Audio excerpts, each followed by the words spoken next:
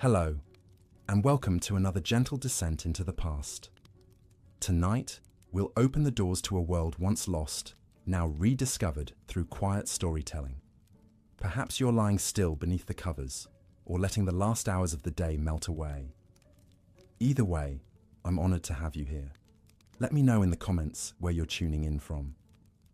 Are we continents apart, or just a few time zones away, both listening as the stars come out? If you enjoy resting to soft-spoken tales and thoughtful history, be sure to subscribe. There's so much more to uncover together.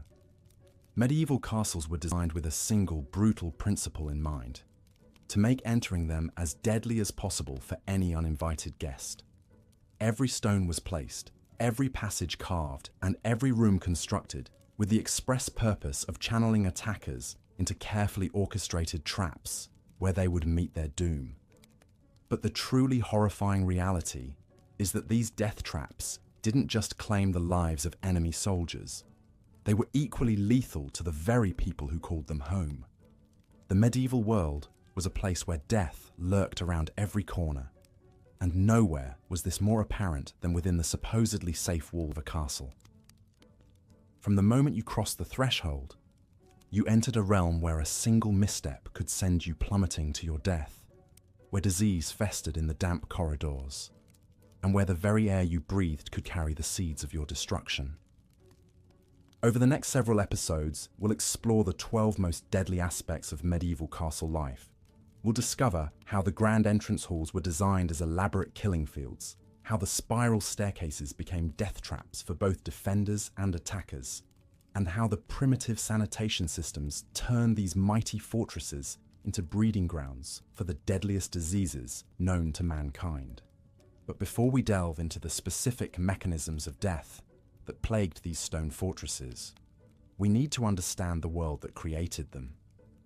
The medieval period, spanning roughly from the 5th to the 15th centuries, was an era defined by almost constant warfare, political instability, and technological limitations that made everyday survival a monumental challenge. In this violent world, castles emerged as the ultimate expression of military architecture. They were not built for comfort or convenience. They were built to kill.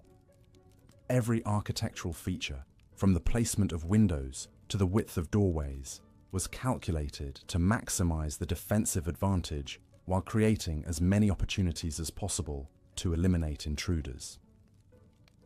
The first thing that strikes you about approaching a medieval castle is the deliberate intimidation factor built into its very appearance.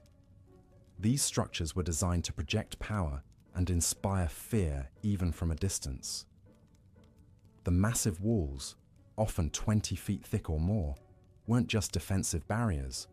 They were psychological weapons designed to demoralize attackers before they even reached the gates. Take Caerphilly Castle in Wales, for example. Built in the 13th century, this fortress covers over 30 acres and is surrounded by an elaborate system of water defences. The castle appears to rise directly from the lake itself, creating an almost supernatural impression of impregnable strength. This visual impact was entirely intentional. Medieval architects understood that the fear generated by their castle's appearance was often their first and most effective line of defense. But the psychological warfare began long before you reached the castle walls. The approach to any well-designed medieval fortress was a carefully choreographed journey through increasingly dangerous terrain. Roads leading to castles were deliberately constructed to force visitors into vulnerable positions, winding through marshes, along narrow causeways, or up steep hillsides where defenders could rain down death from above. The outer defences of a castle were designed as a series of concentric death traps, each more sophisticated than the last. Beyond the main walls lay the outer ward, a deceptively open space that was actually a carefully prepared killing ground. Here, attackers would find themselves trapped between the outer palisade and the main castle walls, exposed to crossfire from multiple directions with no cover and no escape route. Medieval engineers were masters of what we might now call psychological manipulation through architecture. They understood that fear and confusion were their greatest allies in defending a castle. The layout of these fortresses was deliberately maze-like, designed to disorient and separate attacking forces while channeling them into predetermined killing zones. Consider the entrance to a typical 13th century castle. You might think that the main gate would be the most heavily fortified point, and you'd be correct, but not in the way you might expect. The gatehouse wasn't just a barrier to keep people out. It was an elaborate trap designed to capture and methodically eliminate anyone who managed to breach the outer defenses. The standard castle gatehouse was actually a complex multi-story structure that could house dozens of defenders. These weren't simple doorways with heavy doors. They were sophisticated military installations equipped with multiple layers of defensive systems. A typical gatehouse might feature a drawbridge over a water-filled moat, followed by a portcullis, a heavy iron grating that could be dropped to trap attackers. Then another drawbridge over a dry moat or pit, followed by massive wooden doors reinforced with iron, and finally, another portcullis. But the real genius of castle defense lay not just in these obvious barriers, but in the killing zones created between them. Imagine you're part of an attacking force that has somehow managed to lower the first drawbridge and raise the first portcullis. You rush forward into what appears to be the entrance passage, only to find yourself trapped in a narrow corridor, with walls rising 30 feet on either side. Above you, defenders peer down through murder holes, openings in the ceiling through which they can drop boiling oil, molten lead, or simply large stones onto your head. The term murder hole isn't some dramatic modern invention. It's actually a translation of the medieval French meurtrière, which literally means place of murder. These openings were strategically positioned throughout castle gatehouses and corridors, creating overlapping fields of fire that made it virtually impossible for attackers to advance without suffering catastrophic casualties. Medieval castle designers had studied the art of killing with the same dedication that modern engineers study aerodynamics or structural integrity. They understood that the key to effective defense wasn't just building thick walls. It was creating situations where attackers would be forced into positions where they could be eliminated systematically and efficiently. The barbican, an outer gatehouse structure that became common in the 13th and 14th centuries, represents perhaps the pinnacle of this philosophy. A barbican was essentially a fortified funnel that forced attackers to approach the main gate along a predetermined path while being subjected to constant fire from multiple directions. The walls of a barbican were built at angles that eliminated any possibility of finding cover, while the narrow passages ensured that attacking forces would be compressed into dense formations that made them perfect targets for medieval artillery. One of the most sophisticated examples of barbican design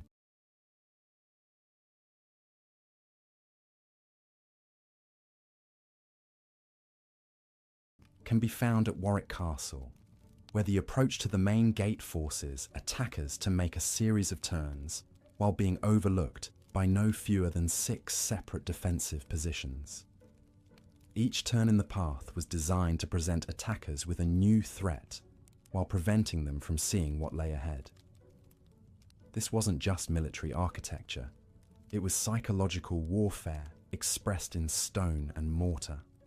The designers of these fortresses understood that an enemy's imagination could be just as effective a weapon as any sword or crossbow. By creating approaches that were clearly dangerous but whose specific threats remained hidden, they forced attackers to confront not just physical obstacles, but the constant fear of unknown perils waiting around each corner. But perhaps the most insidious aspect of the medieval castle design was how these death traps affected the people who actually lived within the walls. While much attention has been paid to how castles defended against external threats, the daily reality of life inside these fortresses was often just as deadly as any siege. The same architectural features that made castles effective military installations also made them incredibly dangerous places to live. The narrow, winding staircases that confused attackers also made it easy for residents to take fatal falls, especially in the dark corridors lit only by flickering torches.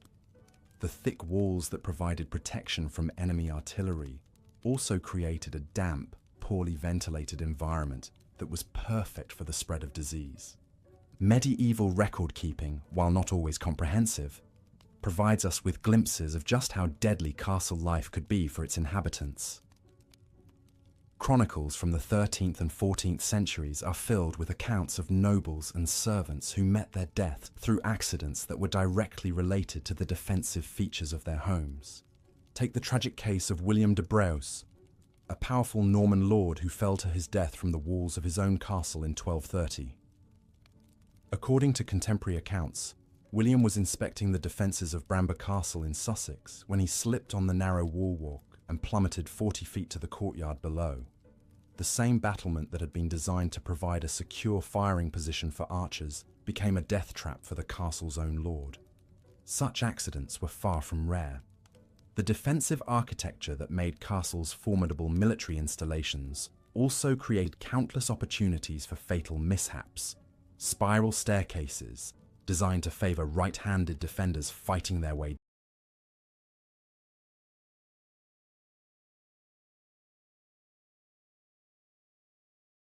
down, were treacherous for anyone carrying loads or moving quickly in poor light.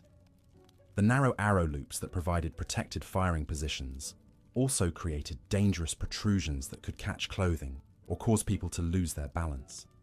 Perhaps most deadly of all were the castle's sanitation systems, or rather, the lack thereof. Medieval castles were essentially self-contained cities that might house hundreds or even thousands of people during times of siege. The waste produced by this population had to go somewhere, and the solutions devised by medieval engineers, while ingenious for their time, created perfect conditions for the spread of deadly diseases. The typical castle latrine, known as a garderobe, was built into the thickness of the castle walls and discharged directly into the moat or onto the ground outside the walls. While this system had the advantage of being simple and requiring no maintenance, it also meant that the castle's water supply was constantly being contaminated by human waste. During sieges, when the castle population swelled and water sources became limited, these conditions became breeding grounds for cholera, dysentery, and typhoid fever. The Black Death, which swept through Europe in the 14th century, found perfect conditions for transmission within castle walls.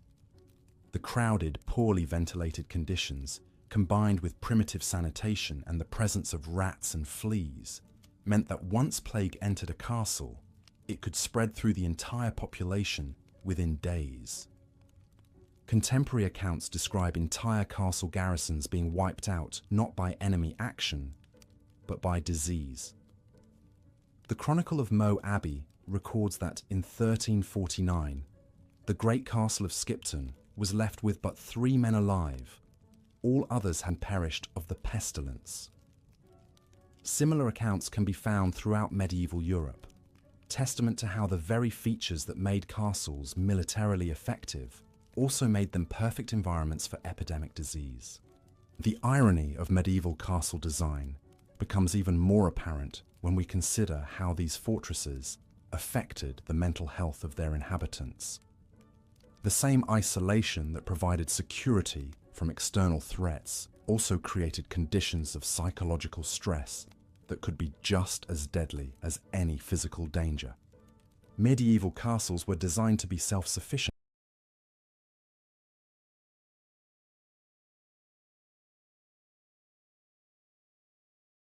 during extended sieges, which meant that their inhabitants often lived in virtual isolation for months or even years at a time. The thick walls that kept enemies out also kept residents in, creating an environment that modern psychologists would recognize as profoundly unhealthy. The limited natural light that filtered through the narrow arrow slits, combined with the constant dampness and poor air circulation, created conditions that we now know contribute to depression and other mental health disorders. Medieval chronicles are filled with accounts of castle residents who suffered from what they called melancholia, a condition that often led to suicide or other self-destructive behaviours.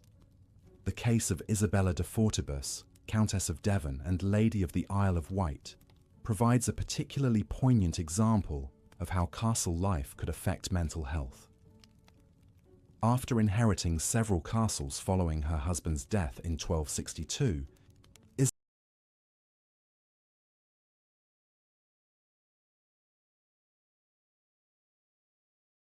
Isabella became increasingly reclusive, rarely leaving her fortress of Carisbrooke Castle.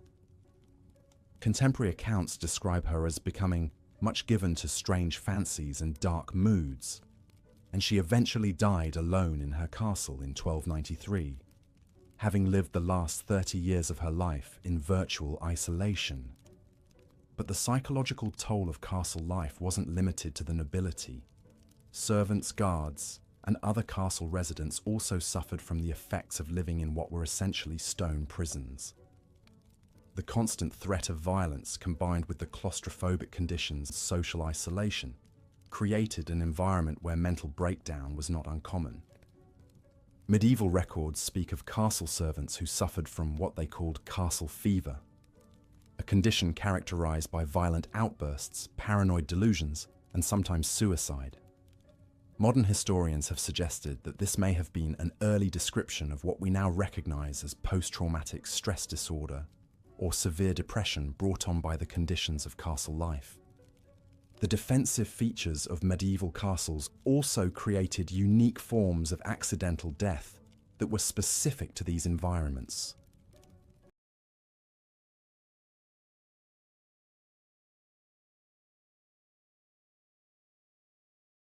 The concentric design of many castles, with multiple walls and courtyards, created numerous opportunities for people to fall from great heights.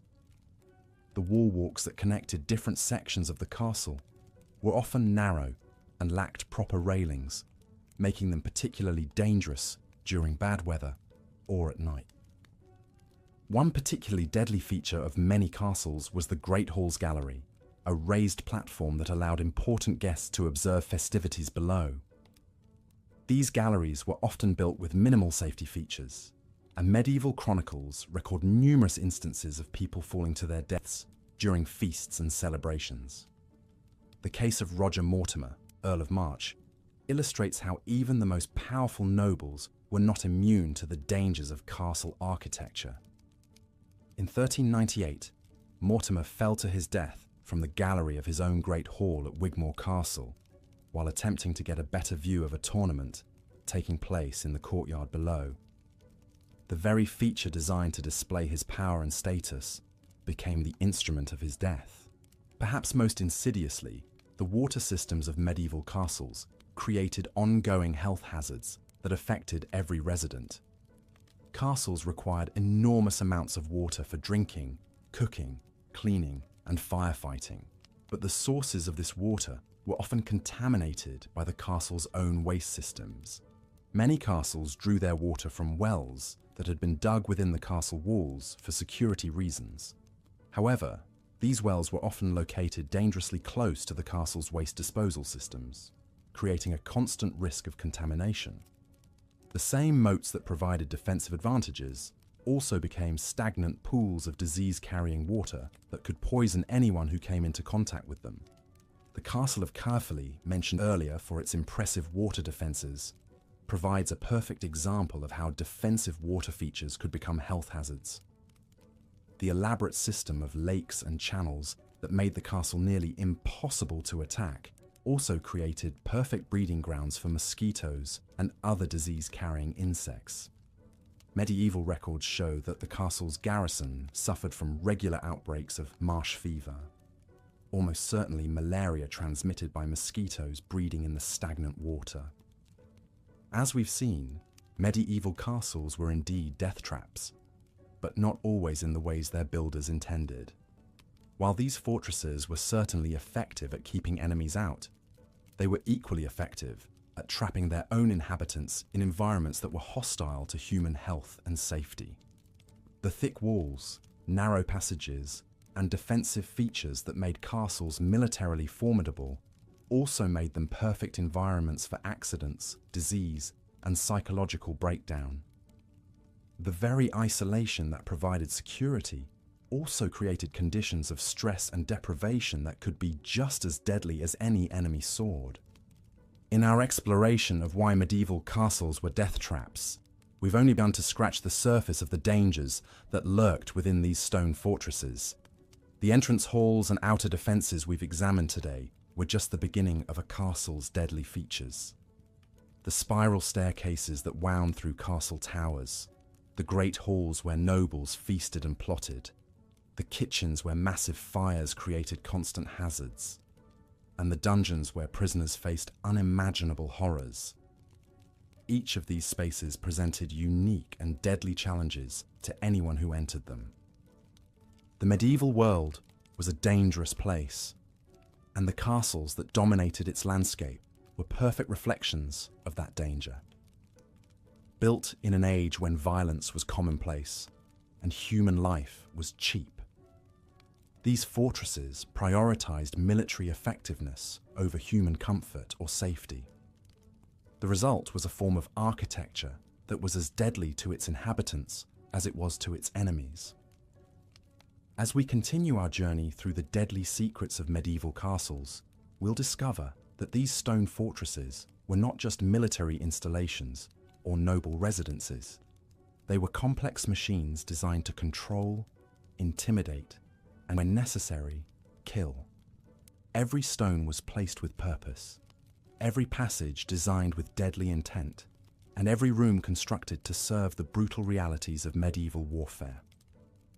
The next time you visit a medieval castle and admire its impressive architecture, remember that you're looking at one of history's most sophisticated instruments of death.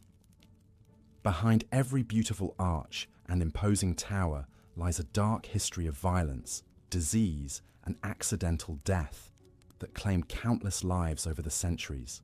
These fortresses stood guard over the medieval world. Looking at your script summary and the reference materials, I'll continue part 2 of Why Medieval Castles Were Death Traps with the engaging narrative style established in your work. Here's the continuation. But the architectural nightmares of medieval castles extended far beyond their defensive features. The very materials used in their construction harbored their own deadly secrets. The mortar binding those massive stone blocks together was often mixed with whatever materials were readily available. Lime, sand, and water formed the basic recipe, but desperate builders frequently added organic matter like animal hair, blood, or even human waste to strengthen the mixture.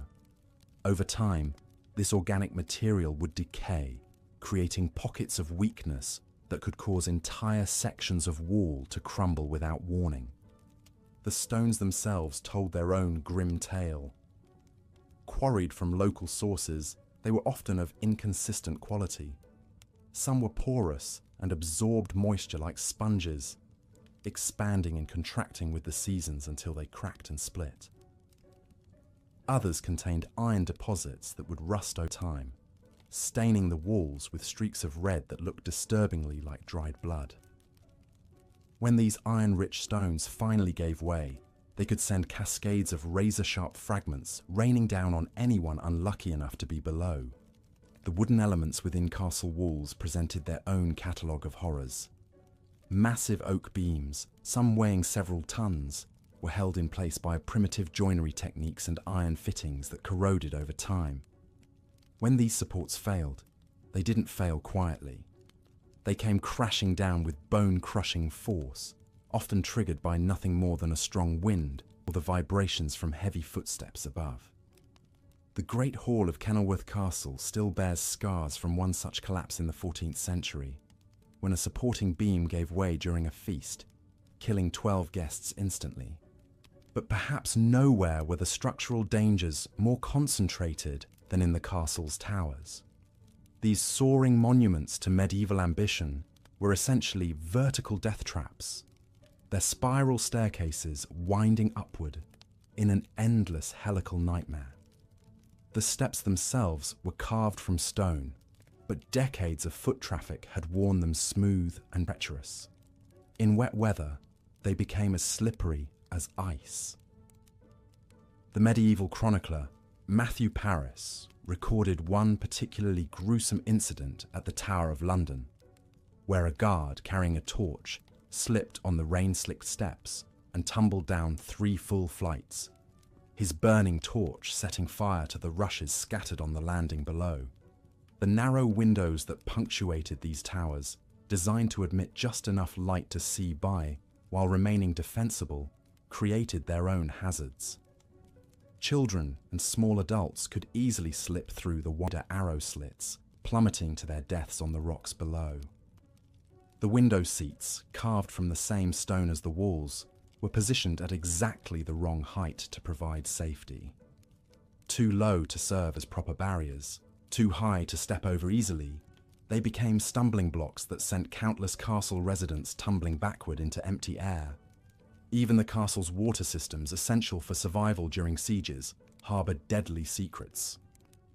Wells were often dug so deep that their sides became unstable, collapsing without warning and entombing anyone unlucky enough to be drawing water at the time. The elaborate cisterns that collected rainwater from the castle's roofs became breeding grounds for mosquitoes and other disease-carrying insects. Worse still, these standing pools of water often became contaminated with the decaying corpses of birds, rats, and occasionally human remains that had fallen from the battlements above. The castle's kitchens, located in separate buildings to reduce fire risk, presented their own unique dangers.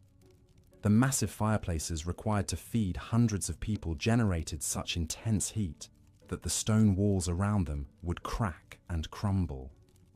Kitchen workers regularly suffered severe burns from exploding pottery and scalding liquids. The smoke from these fires, with nowhere to go but up through primitive chimneys, would often back up and fill the kitchen with choking fumes. More than one cook met their end by collapsing unconscious into their own cooking fires. The great halls where castle life centered were perhaps the most deceptively dangerous spaces of all. Their soaring timber roofs, marvels of medieval engineering, were held together by complex networks of wooden joints and iron bolts. Over time, the immense weight of these structures would cause the walls to bow outward, creating stress fractures that spiderwebbed through the stone. When these roofs finally collapsed, they did so with such force that they could punch through multiple floors below, creating vertical shafts of destruction that claimed lives throughout the castle. The floors themselves were another source of constant peril. In the finest castles, they might be covered with elaborately painted tiles, but these decorative surfaces became treacherously slippery when wet. More commonly, floors were simply packed earth covered with rushes or straw. This organic matter, mixed with spilled food, human waste, and the blood from countless small injuries, created a festering carpet that harbored disease and concealed dangerous obstacles. Chroniclers tell of nobles breaking their necks after tripping over refuse hidden beneath the floor coverings. The very furniture within these castles was designed more for display than safety. Massive wooden tables, benches, and chairs were built to last centuries, but their sheer weight made them capable of crushing anyone unfortunate enough to be caught beneath them when they toppled. The great chair in the hall at Warwick Castle, carved from a single piece of oak and weighing nearly half a ton, was said to have killed 3 earls over the course of 2 centuries, each crushed when the ancient wood finally gave way beneath them. Perhaps most insidiously dangerous were the castle's decorative elements. Tapestries hanging on stone walls might seem harmless, but they were death traps waiting to happen. Woven from wool and treated with various chemicals to preserve their colours, they were essentially enormous candles waiting for a spark. When they caught fire, they burned with terrifying speed, filling rooms with toxic smoke and creating walls of flame that blocked escape routes. The heavy metal rings and rods used to hang these tapestries frequently pulled free from crumbling mortar, sending yards of burning fabric cascading down onto anyone below. The iron braziers used to heat these vast spaces were equally treacherous. Filled with glowing charcoal or burning wood, they gave off deadly carbon monoxide in poorly ventilated rooms. Castle dwellers would simply fall asleep and never wake up, victims of an invisible killer that left no trace. The braziers themselves, standing on 3 or 4 legs, were notoriously unstable. A careless bump or a warped leg could send burning coals scattering across wooden floors or into piles of straw bedding. Even the most basic activities of daily life were fraught with danger in these stone fortresses. Climbing stairs in the dark was a nightly gamble with death, as the uneven steps and low ceilings created a perfect storm of hazards. The narrow corridors that connected different parts of the castle were often pitch black, forcing residents to navigate by feel along walls that might conceal sharp projections, loose stones, or sudden openings that led to fatal drops. The seasonal changes that brought relief to those living in the countryside only intensified the dangers within castle walls.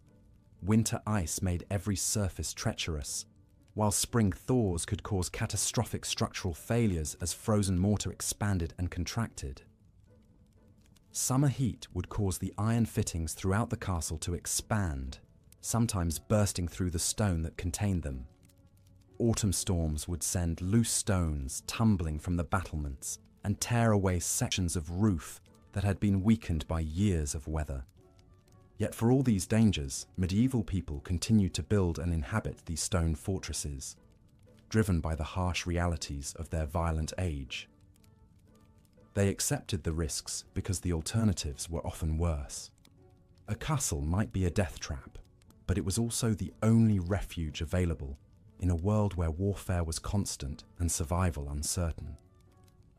The very features that made these structures so dangerous to their inhabitants also made them formidable barriers to their enemies. Word count 1372. This continuation maintains the engaging narrative style while exploring the structural and architectural dangers of medieval castles, building upon your established themes of how these fortresses were as dangerous to their inhabitants as they were to their enemies. Here is part 3 of the 12-part script for Why Medieval Castles Were Death Traps. The very kitchens that sustained castle life were themselves chambers of horror waiting to claim the unwary. Massive open hearths roared with flames that could reach temperatures exceeding 1,000 degrees, their hungry mouths demanding constant feeding with timber and charcoal.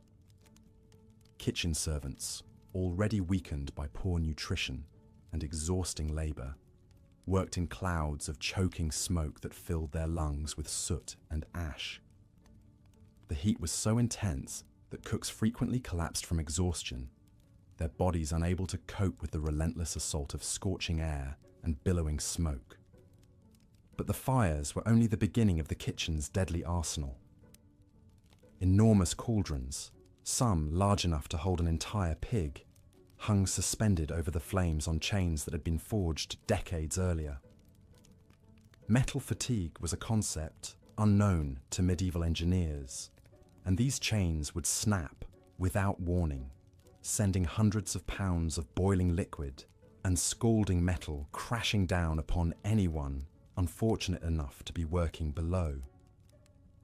The stone floors, perpetually slick with grease and spilled liquids, became treacherous skating rinks where a single misstep could send a servant tumbling into the blazing hearth. The very act of food preparation was fraught with mortal peril. Massive wooden tables, scarred by countless knife strikes and saturated with the blood and juices of butchered animals, harbored colonies of bacteria that would have horrified modern food safety inspectors.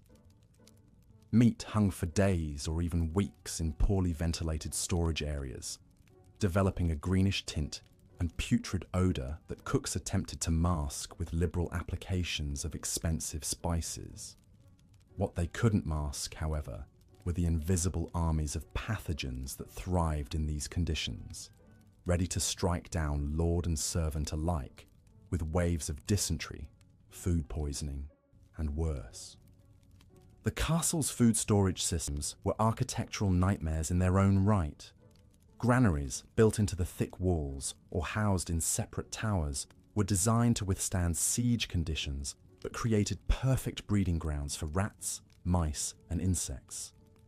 These vermin didn't simply consume the stored grain, they contaminated it with their droppings and urine, spreading disease throughout the castle's food supply. The grain itself, stored in conditions of perpetual dampness, frequently developed deadly molds that produced toxins capable of causing hallucinations, convulsions, and death. Water, that most basic necessity of life, presented its own catalogue of horrors within castle walls. Most castles drew their water from wells that had been dug through the castle's foundation, often penetrating deep into the bedrock below. But these wells, while providing a secure water source during sieges, were frequently contaminated by seepage from the castle's primitive sewage systems. The very walls that protected the inhabitants also trapped the toxic runoff from latrines, stables, and workshops, allowing it to seep slowly through the stone and into the water supply. The castle's cisterns and storage tanks, carved from stone or constructed from timber and lead, became stagnant pools of contamination. Without any understanding of water purification or the importance of circulation, these reservoirs developed thick films of algae and bacterial growth that turned the water green and foul-smelling. Servants would skim the surface scum before drawing water for cooking and drinking, but they had no way to address the deeper contamination that lurked beneath. Even the act of drawing water from these sources was dangerous. Wells were often located in the deepest parts of the castle, accessible only by narrow spiral staircases carved into the living rock. These passages, worn smooth by centuries of foot traffic and perpetually damp from water seepage, were treacherous even in daylight. By torchlight or candlelight, they became death traps where a single misstep could send a servant plummeting into the dark depths below. The castle's inhabitants had developed a complex hierarchy of water usage that reflected both social status and survival instinct. The lord and his family received the first draw from the wells, theoretically, the cleanest water available. Lower-ranking nobles and important guests received the second draw, while servants and soldiers made do with whatever remained. By the time the water reached the lowest levels of castle society, it was often little more than a murky, foul-tasting liquid that bore only a passing resemblance to actual water. But even the highest quality water available in medieval castles would have been considered unfit for consumption by modern standards. The complete absence of any filtration or purification systems meant that every drop was potentially contaminated with bacteria, parasites, and other pathogens. Waterborne diseases swept through castle populations with devastating regularity, claiming victims regardless of their social standing or position within the castle hierarchy. The sleeping quarters, those spaces where castle inhabitants sought rest and recovery from their daily struggles, were themselves sources of constant peril. The great chambers of the nobility, while spacious by medieval standards, were heated by massive fireplaces that consumed enormous quantities of wood and produced equally enormous quantities of smoke and toxic fumes. The chimneys, architectural marvels for their time, were frequently poorly designed and inadequately maintained, allowing smoke and carbon monoxide to back up into the living spaces. Beds, those symbols of comfort and luxury, were in reality elaborate death traps waiting to claim the unwary. The massive four-poster beds favoured by the nobility were constructed from heavy timber beams that had been inadequately seasoned and were prone to splitting and collapse. The wooden joints, held together by primitive iron fittings and wooden pegs, would work loose over time, creating instability that could send the entire structure crashing down on its occupants. The heavy curtains that surround these beds designed to provide privacy and warmth, also created perfect conditions for fires to start and spread undetected. The mattresses themselves were stuffed with straw, feathers, and other organic materials that provided ideal breeding grounds for insects, mites, and other parasites. Bedbugs, fleas, and lice were constant companions for castle inhabitants, regardless of their social status. These parasites didn't simply cause discomfort. They served as vectors for serious diseases including typhus, plague, and a host of other potentially fatal conditions. Even the act of sleeping became a calculated risk in medieval castles. The combination of poor ventilation, toxic fumes from heating systems, and the presence of numerous parasites meant that many castle inhabitants never experienced truly restful sleep. Chronic sleep deprivation weakened immune systems and made individuals more susceptible to the various diseases and ailments that plagued castle life. The castle's workshops and craft areas, essential for maintaining the complex infrastructure of medieval fortress life, were perhaps the most dangerous spaces of all. Blacksmith shops, located within the castle walls for security reasons, filled entire sections of the structure with choking smoke, toxic fumes, and the constant risk of fire. The forges, burning at temperatures that could melt iron, created heat so intense that it could ignite wooden beams and thatch roofing from several feet away. Metalworking produced clouds of toxic vapors that contained lead, mercury, and other heavy metals that slowly poisoned anyone who breathed them regularly. Blacksmiths and their apprentices frequently suffered from what we now recognize as heavy metal poisoning, developing tremors, mental confusion, and eventually death from the cumulative effects of their toxic work environment. The constant hammering and metalworking created noise levels that would have exceeded modern workplace safety standards by enormous margins. This perpetual cacophony didn't simply cause hearing loss, it created stress and anxiety that weakened the immune systems of everyone within the castle walls. The combination of toxic fumes, extreme heat, deafening noise, and dangerous equipment made the workshops some of the most hazardous environments in an already perilous world. Carpentry shops, essential for maintaining the wooden infrastructure of castle life, presented their own catalogue of dangers.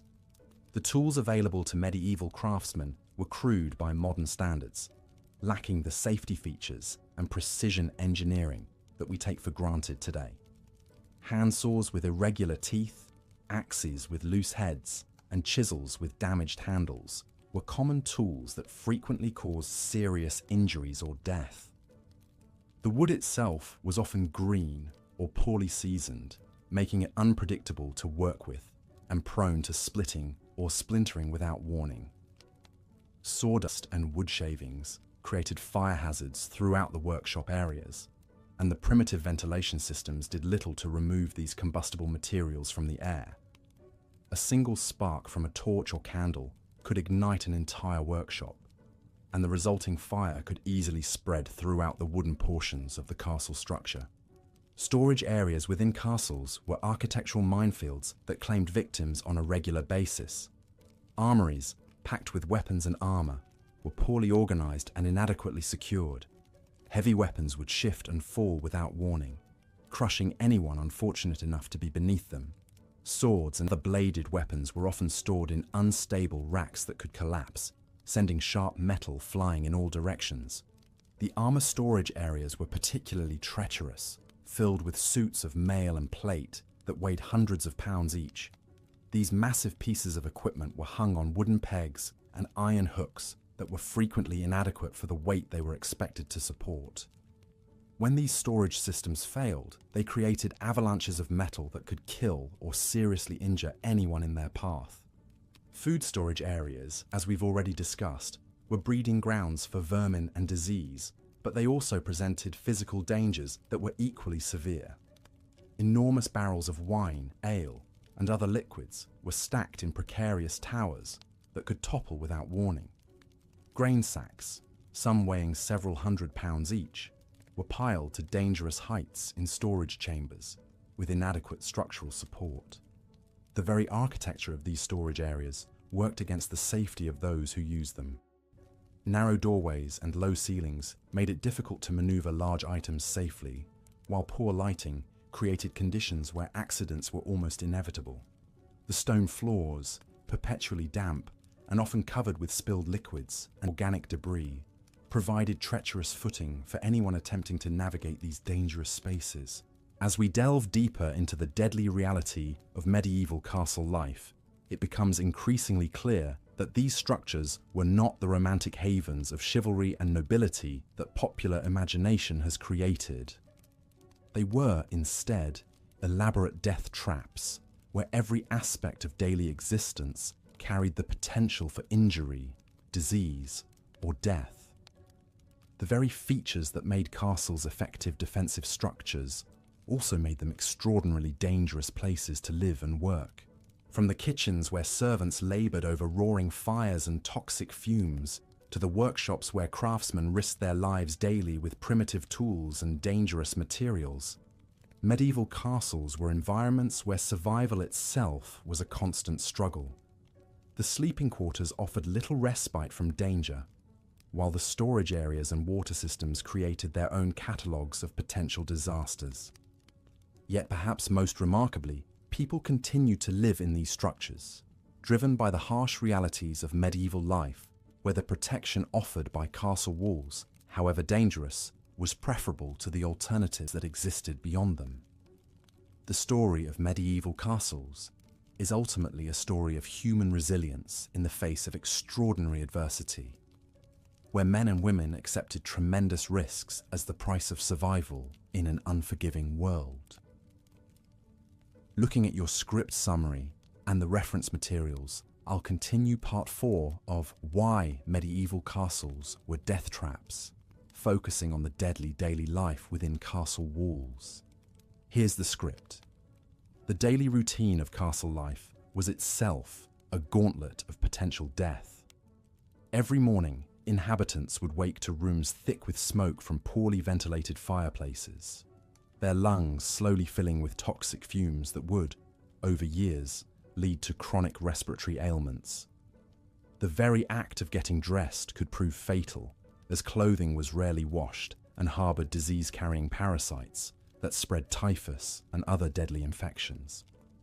Breakfast, if you could call it that, consisted of stale bread that might contain ergot, a fungus that caused hallucinations, convulsions, and death.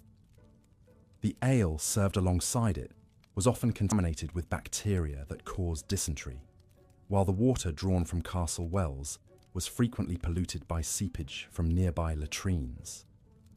In winter, when wells froze, inhabitants would melt snow that had been contaminated by animal waste and rotting organic matter.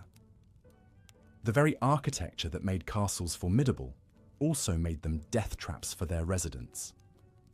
Spiral staircases were deliberately built to favor right-handed defenders, but this same design made them treacherous for daily use. The narrow, uneven steps, worn smooth by countless feet, became slippery death slides when wet. Many castle dwellers met their end tumbling down these stone spirals, their bodies broken on the unforgiving steps below. Consider the fate of Lady Eleanor de Montfort, who in 1284 was found dead at the bottom of the main staircase in Kenilworth Castle, her neck snapped from the fall. Or the young page, William of Ashby, who slipped on the rain-soaked steps of Warwick Castle in 1312, his skull crushed against the stone walls. These weren't isolated incidents, but common occurrences that claimed lives with brutal regularity. The great halls, those grand symbols of medieval power, were particularly hazardous environments. Massive wooden beams, weakened by age, and the constant expansion and contraction caused by temperature changes, would occasionally crash down without warning. In 1301, a feast at Carefully Castle was interrupted when a supporting beam collapsed, crushing 3 guests instantly and maiming several others. The incident was hushed up, but records show that structural failures claimed lives in castles across Europe with alarming frequency. Fire was perhaps the greatest threat to castle inhabitants, Despite being built of stone, medieval castles were filled with flammable materials, wooden furniture, tapestries, rushes on floors, and thatched roofs on interior buildings. Once a fire started, it spread with terrifying speed through the confined spaces. The thick stone walls that protected against armies became ovens that trapped inhabitants in infernos they couldn't escape. The Great Fire at Windsor Castle in 1296 offers a harrowing example. It began in the kitchen when fat from roasting meat ignited and spread to wooden shelving. Within minutes, the entire kitchen was ablaze. The fire raced through connecting passages, fed by drafts that turned the castle's defensive ventilation system into a network of flues. 17 people died that night, including the head cook, who was trapped when burning timbers blocked his escape route.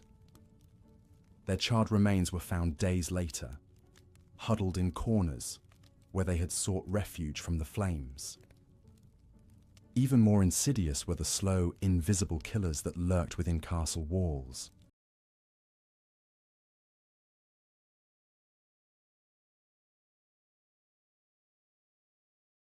Lead poisoning was rampant among the upper classes, who drank wine from lead-glazed pottery and ate food prepared in lead-lined vessels.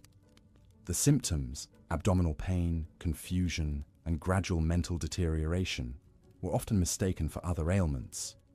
Many noble families suffered from what they called the wasting sickness, never realizing they were slowly poisoning themselves with their own tableware. The castle's defensive features created additional hazards for residents. Murder holes, designed to rain death upon attackers, were just as dangerous to those above them. Castle records from Conwy show that in 1295, a guard named Thomas the Fletcher fell through a murder hole while on duty, plummeting 30 feet to his death on the stone floor below. The iron grating that should have prevented such accidents had rusted through, but no one had noticed until it was too late. Battlements and wall walks, essential for defense, claimed numerous lives through falls. Guards walking their posts in darkness, rain, or snow would slip on wet stone or lose their footing on crumbling masonry. At Caernarvon Castle, a section of the wall walk collapsed in 1294, sending 2 sentries plummeting to their deaths. The castle's constable noted in his records that the stones did give way beneath their feet, and they were dashed upon the rocks below like broken dolls. The castle's water supply, drawn from deep wells or cisterns, was a constant source of disease and death.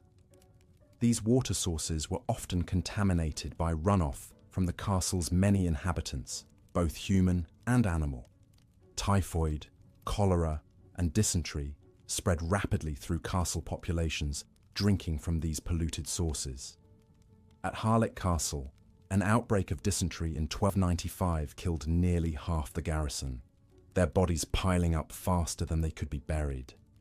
Even the castle's food storage areas were death traps. Granaries and storerooms, typically located in the lower levels of towers, were breeding grounds for rats and other vermin that carried plague and other diseases. The stored grain itself often became mouldy, producing toxins that caused severe illness or death. In 1289, an entire family at Beaumaris Castle died after eating bread made from contaminated flour, their bodies racked with convulsions before they finally succumbed. The castle's chapel, meant to provide spiritual solace, could become a tomb.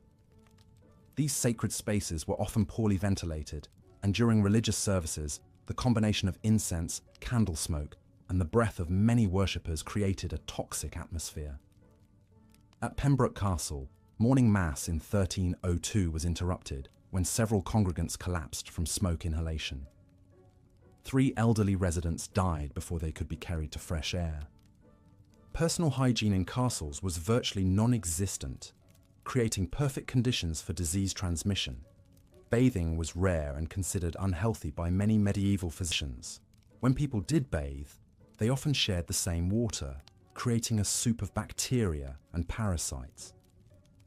Lice, fleas, and other parasites were constant companions, spreading typhus and other deadly diseases through the close-knit castle community. The castle's defensive isolation, while protecting against external enemies, created internal dangers when medical emergencies arose. When someone fell seriously ill or was injured, help was often days away. Simple infections became fatal without proper treatment, and injuries that might be survivable today proved deadly in the medieval castle environment. At Caerphilly Castle, records show that a kitchen maid named Agnes died from an infected cut on her hand. A wound that modern medicine could have treated with antibiotics became a death sentence in the medieval world. Winter brought its own deadly challenges to castle life. The massive stone structures became freezing tombs, with temperatures inside barely above those outside. Hypothermia claimed the lives of the elderly and infirm, while frostbite was common among those who had to venture onto the walls for guard duty. At Harlech Castle, the winter of 1294 was so severe that 3 guards were found frozen to death at their posts, their bodies rigid with cold.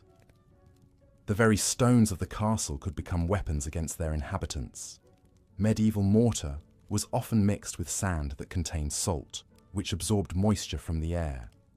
Over time, this caused the mortar to expand and contract, loosening stones that could fall without warning. At Conway Castle, a loose stone from the Great Hall ceiling struck and killed Sir Hugh de Lacy in 1298, crushing his skull as he dined below. Even the castle's domestic animals posed deadly threats.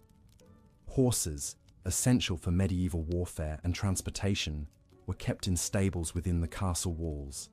These powerful animals, stressed by confinement and poor conditions, could turn violent without warning. Castle records are filled with accounts of stable hands, trampled to death or kicked by frightened horses. Dogs, used for hunting and protection, could turn rabid, spreading the disease through bites before anyone recognized the danger. The psychological toll of castle life cannot be overlooked as a contributing factor to its deadliness.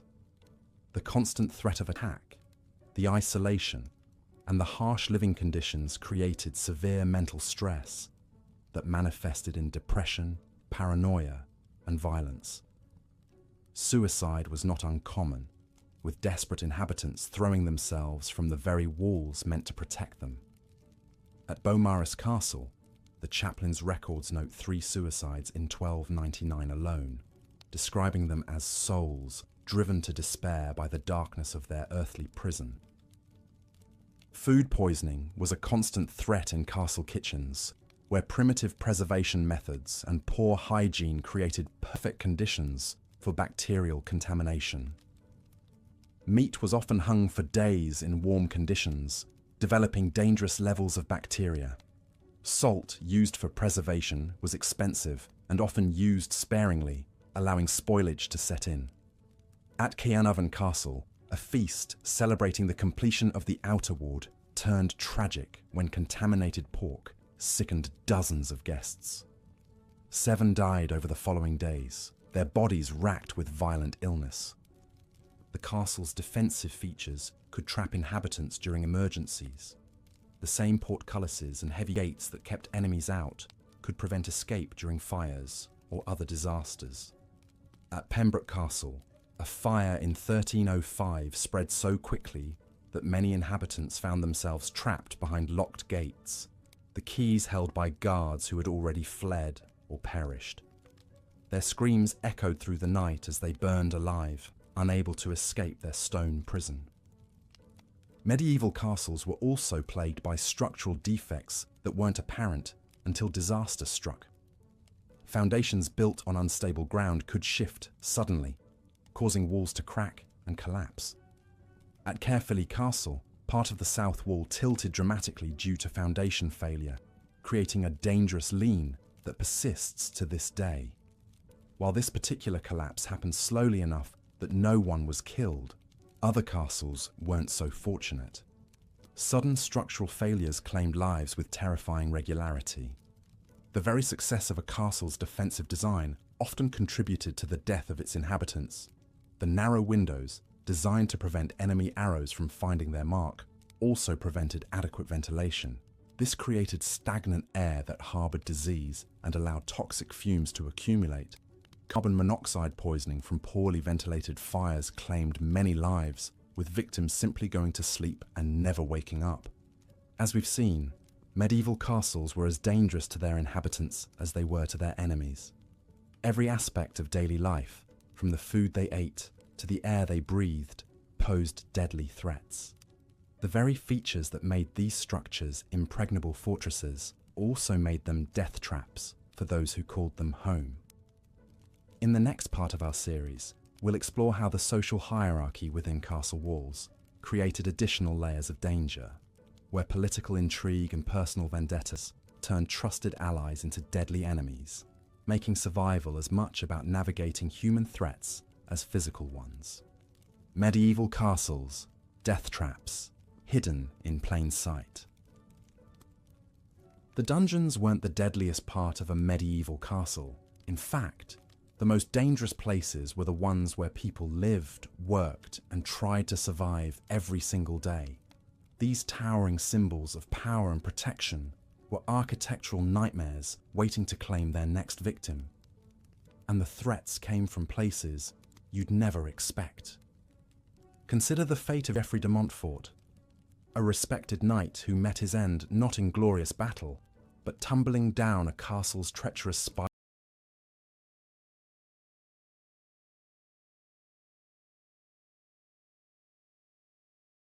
staircase in the dead of night. His story wasn't unique. Castle records from across Europe tell of countless souls who perished within walls meant to protect them, victims of the very structures they called home. The medieval castle's design philosophy was brutally simple: keep enemies out at any cost. But this single-minded focus on defense created a web of internal hazards that made daily life a constant gamble with death.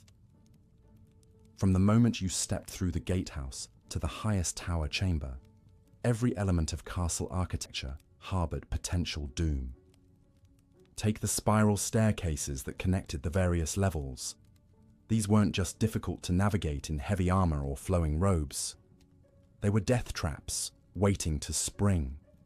Built narrow and steep to slow advancing enemies, they became slick with moisture, treacherous with wear, and utterly unforgiving in the dark. Castle inhabitants carried no modern lighting, just flickering candles or oil lamps that cast dancing shadows and created blind spots where a single misstep meant a fatal fall. The stairs themselves told a story of calculated lethality. Most spiraled clockwise, a deliberate choice that favored right-handed defenders swinging swords downward while hampering attackers climbing up. But this same design made them awkward for daily use. Servants carrying heavy loads, nobles in elaborate dress, and anyone moving quickly faced the constant threat of catching a foot, losing balance, or simply misjudging a step in the dim light. But the staircases were just the beginning. The very walls that promised protection were slowly collapsing from within.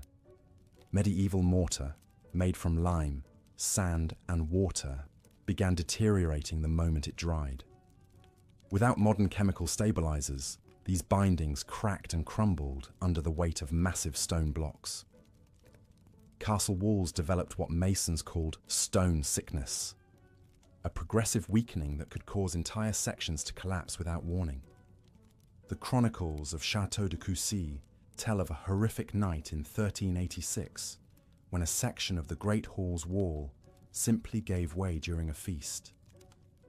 23 nobles and servants were crushed instantly, their bodies buried under tons of dressed stone. The survivors described a sound like thunder, followed by screams that echoed through the remaining chambers for hours.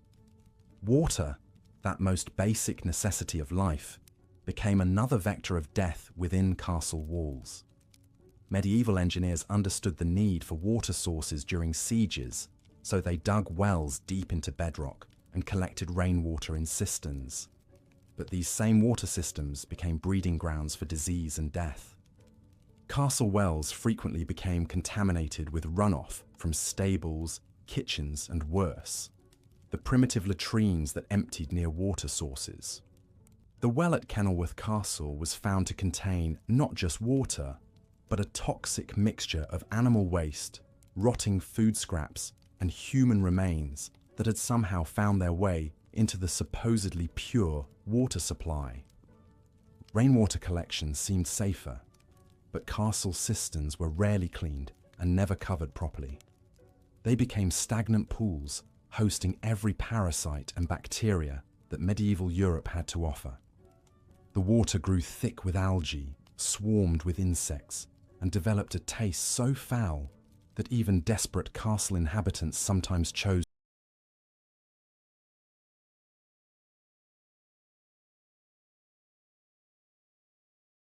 to risk dying of thirst rather than drink it. The kitchen water supplies were particularly deadly. Cooks used the same water for washing, cooking, and drinking, creating a cycle of contamination that spread illness throughout the castle community. Food poisoning was so common that castle physicians developed an entire catalogue of treatments for what they called kitchen fever, violent digestive ailments that could kill within days. Fire presented perhaps the most terrifying threat of all. Medieval castles were tinderboxes disguised as stone fortresses. While the walls might be stone, everything inside was combustible. Wooden floors, furniture, tapestries, rushes scattered on floors for warmth, and the constant presence of open flames created perfect conditions for catastrophic fires. The Great Fire of Warwick Castle in 1871 might seem too recent for our medieval focus, but it demonstrated vulnerabilities that had existed for centuries. When fire took hold in a castle, the same thick walls that kept enemies out trapped inhabitants inside. Narrow windows became death traps, stairs filled with smoke, and the maze-like layout that confused invaders became a fatal puzzle for those trying to escape. Medieval firefighting techniques were primitive at best. Castle inhabitants relied on bucket brigades, sand, and sometimes wet blankets to combat flames. But when fire erupted in the middle of the night, often starting in kitchens where cooking fires were banked with coals, the blaze could spread faster than any human response. The Tower of London's chronicles describe a fire in 1512 that began in the royal kitchens and spread through the timber galleries connecting various buildings. The thick stone walls that should have contained the fire instead created a chimney effect, drawing flames upward and outward until entire sections of the castle were consumed. 7 people died, not from burns, but from smoke inhalation as they became lost in corridors they'd walked hundreds of times before. Even more insidious were the slow-burning fires that smouldered in walls and floors for days before erupting. Medieval construction techniques often left gaps filled with combustible materials. Wood shavings, straw, and fabric scraps used as insulation. These materials could catch a spark and burn slowly, undetected, until they reached a point where the fire exploded into deadly life. The everyday architecture of castle life was riddled with hazards that modern building codes would never permit. Floor joists, often made from green timber that shrank as it dried, created gaps and weak spots. Stone floors, constantly damp from poor drainage, became slippery and treacherous. Ceiling beams, massive as they were, could fail without warning as the wood aged and the metal brackets that held them corroded. Castle chambers were death traps in their own right. The great halls, designed to impress and intimidate, featured soaring ceilings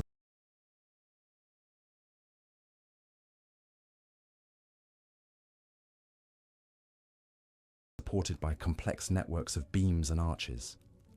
When these supports failed, they didn't fail quietly. The collapse of Westminster Hall's roof in 1291 killed 12 people and injured dozens more.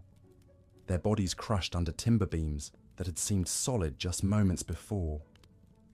Private chambers presented different but equally deadly hazards.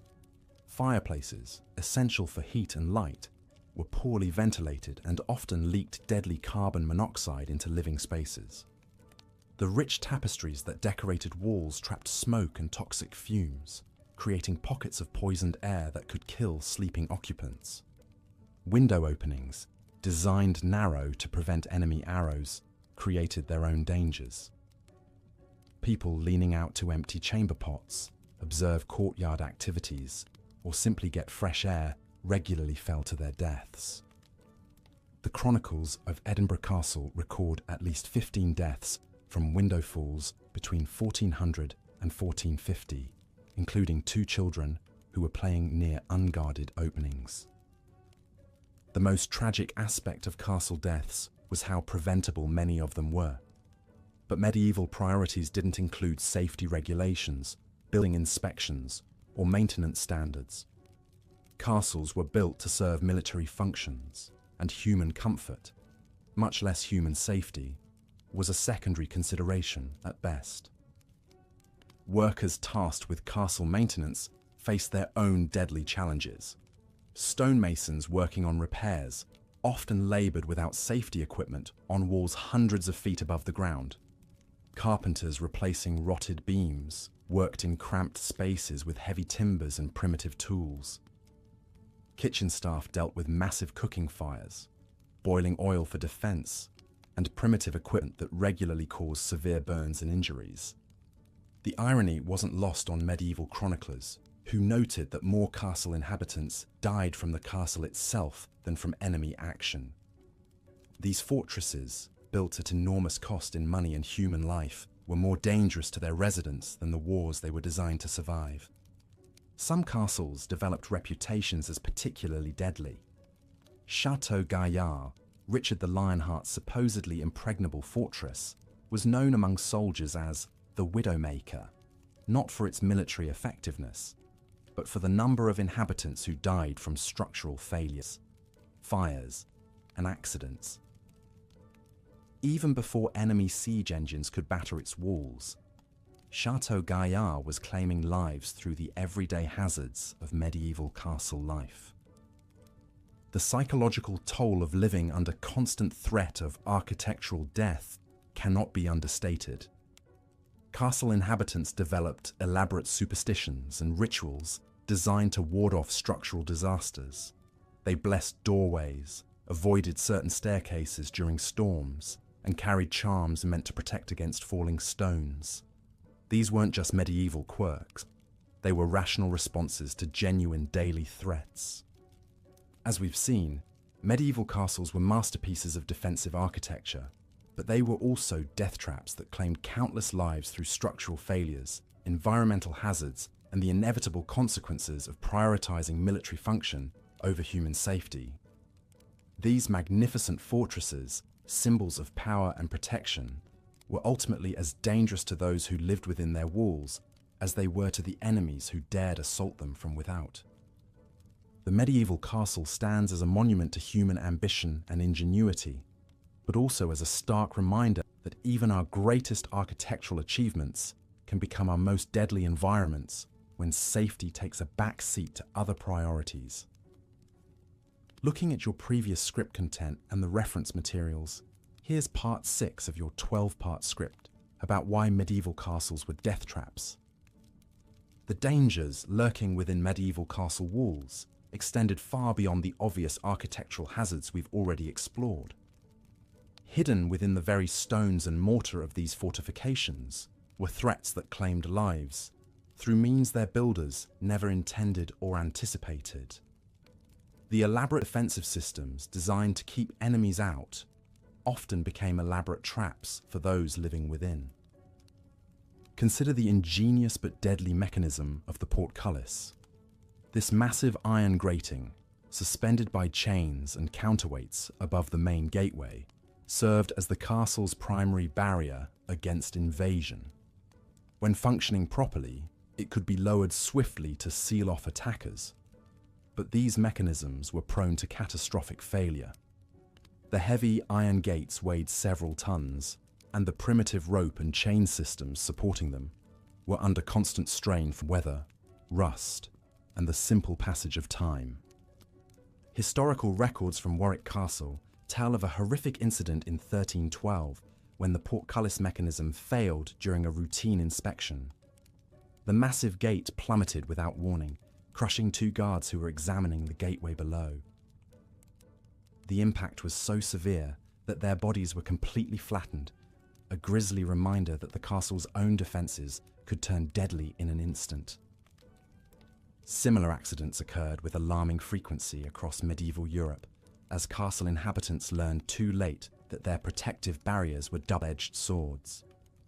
The murder holes built into castle gatehouses presented another insidious threat to daily life. These openings in the ceiling, designed to allow defenders to rain down arrows, boiling oil, or stones upon attackers, created permanent weak points in the castle's structure. Over time, the constant moisture from rain and the corrosive effects of the substances poured through them weakened the surrounding stonework. Chunks of masonry would break away without warning, plummeting onto anyone unfortunate enough to be passing below. At Carefully Castle in Wales, a section of murder hole stonework collapsed in 1389, killing a merchant who was simply delivering goods to the kitchens. The man had made this same journey dozens of times before, never suspecting that the innocent-looking ceiling above concealed a death trap years in the making. His death sparked panic among the castle's inhabitants, who suddenly realized that any corridor, any doorway, any seemingly safe passage could harbor similar threats. The very design philosophy behind medieval castles created an environment where accidents were not just possible, but inevitable. Every feature served a military purpose first, with human safety as a distant secondary concern. The narrow spiral staircases that wound through castle towers were deliberately built to favor right-handed defenders, swinging swords downward at ascending attackers. But this same design made them treacherous for everyday use, especially in the dim light of torches and oil lamps. These staircases claimed victims regularly. The steps were often uneven, worn smooth by countless feet, and slippery from moisture that seeped through the stone walls. Servants carrying heavy loads, children at play, and elderly residents all fell prey to these deadly spirals. At Conwy Castle, records show that no fewer than 7 people died in stairway accidents during a single harsh winter in 1294, their bodies discovered only when the spring thaw allowed proper searches of the castle's remote corners. The windows of medieval castles, while providing necessary light and ventilation, were designed primarily as defensive positions for archers. They were narrow on the outside to prevent enemy arrows from finding their mark, but opened wide on the interior to give defenders room to maneuver their weapons. This created deep, funnel-shaped openings that were essentially unguarded precipices within the castle walls. Children were particularly vulnerable to these window traps. The wide interior sills seemed like perfect places to sit and play, offering respite from the cramped living quarters. But one moment of carelessness, one slip or stumble, could send a child plummeting through the narrow opening to the ground far below. The pipe rolls of Henry II, record payments for the burial of 3 children at Corfe Castle, who died in such accidents during the winter of 1176. Even adults were not immune to the deadly allure of these windows. During celebrations or times of stress, when wine flowed freely and judgment became impaired, castle inhabitants sometimes mistook the deceptive interior space for actual safety. The wide sill could accommodate a person easily, but the narrow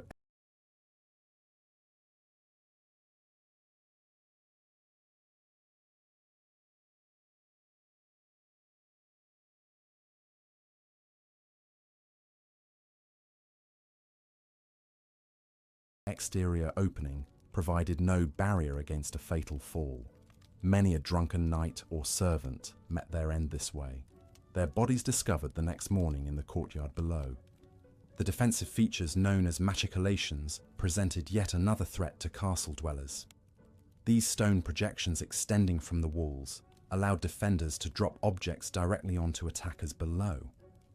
But like murder holes, they created structural vulnerabilities that worsened over time. The corbels supporting these overhangs were subjected to tremendous stress from wind, weather, and their own weight. When they failed catastrophically.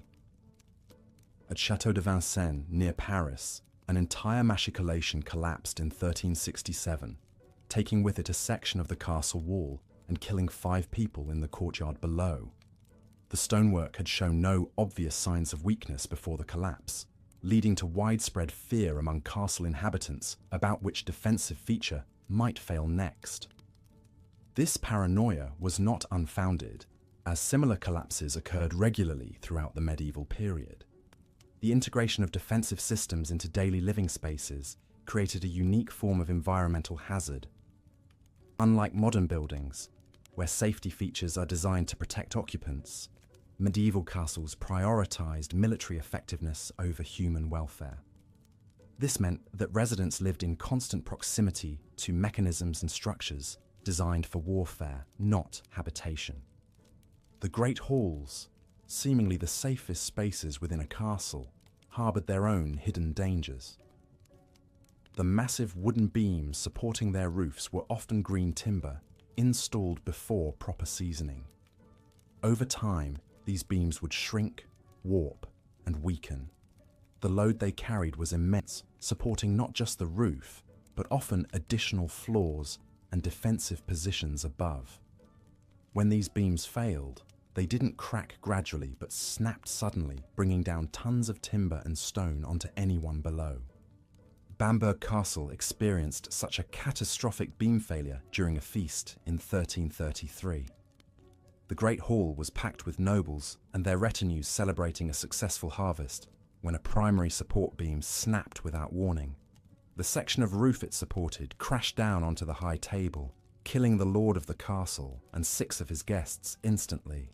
The survivors described a sound like thunder, followed by screams and the settling of debris that lasted for what seemed like hours. The heating systems in medieval castles created another layer of danger that inhabitants learned to navigate daily. The great fireplaces that provided warmth were massive affairs, designed to heat large spaces efficiently. But their size made them structurally challenging, requiring enormous chimneys and flues that created weak points in the castle walls.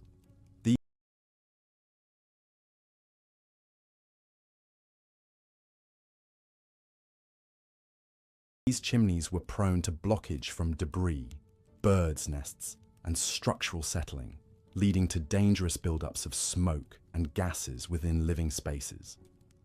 Carbon monoxide poisoning was a silent killer in medieval castles, though it was not understood at the time. Families would simply go to sleep in their chambers and never wake up, victims of the odorless, colourless gas that accumulated when fireplaces drew poorly or chimneys became blocked. At Ludlow Castle, an entire family of minor nobles died this way in 1289, found peaceful in their beds but stone cold by morning. Such deaths were often attributed to divine will or mysterious ailments, as the true cause remained invisible and incomprehensible. The defensive ditches and moats surrounding castles created additional hazards for daily life. While they successfully deterred attackers, they also posed constant threats to castle inhabitants who needed to traverse them regularly. Medieval moats were not the clean, water-filled barriers of romantic imagination, but often stagnant, sewage-contaminated trenches that bred disease and created treacherous footing. During winter, these water features became particularly deadly. Ice would form unevenly, creating surfaces that appeared solid, but could give way without warning. Many castle servants and residents fell through thin ice while attempting to cross moats or retrieve items that had fallen in. The weight of medieval clothing, especially when waterlogged, made escape from such accidents nearly impossible. Warwick Castle's records describe the drowning of a young page in 1278 who fell through the ice while attempting to retrieve a nobleman's glove that had blown into the moat. Despite the efforts of several men to rescue him, the boy's heavy woolen clothing and the shock of the freezing water prevented his escape. His body was not recovered until the spring thaw, a grim reminder of how even simple errands could turn fatal in the castle environment. The very success of a castle's defensive design often contributed to its deadliness for inhabitants. The more impregnable a fortress appeared, the more likely its residents were to develop a false sense of security about their environment. They focused on external threats, while becoming complacent about the internal dangers that surrounded them daily. This psychological trap was perhaps the most insidious hazard of all, as it prevented people from taking proper precautions against the very real threats posed by their own homes. The irony was profound and tragic.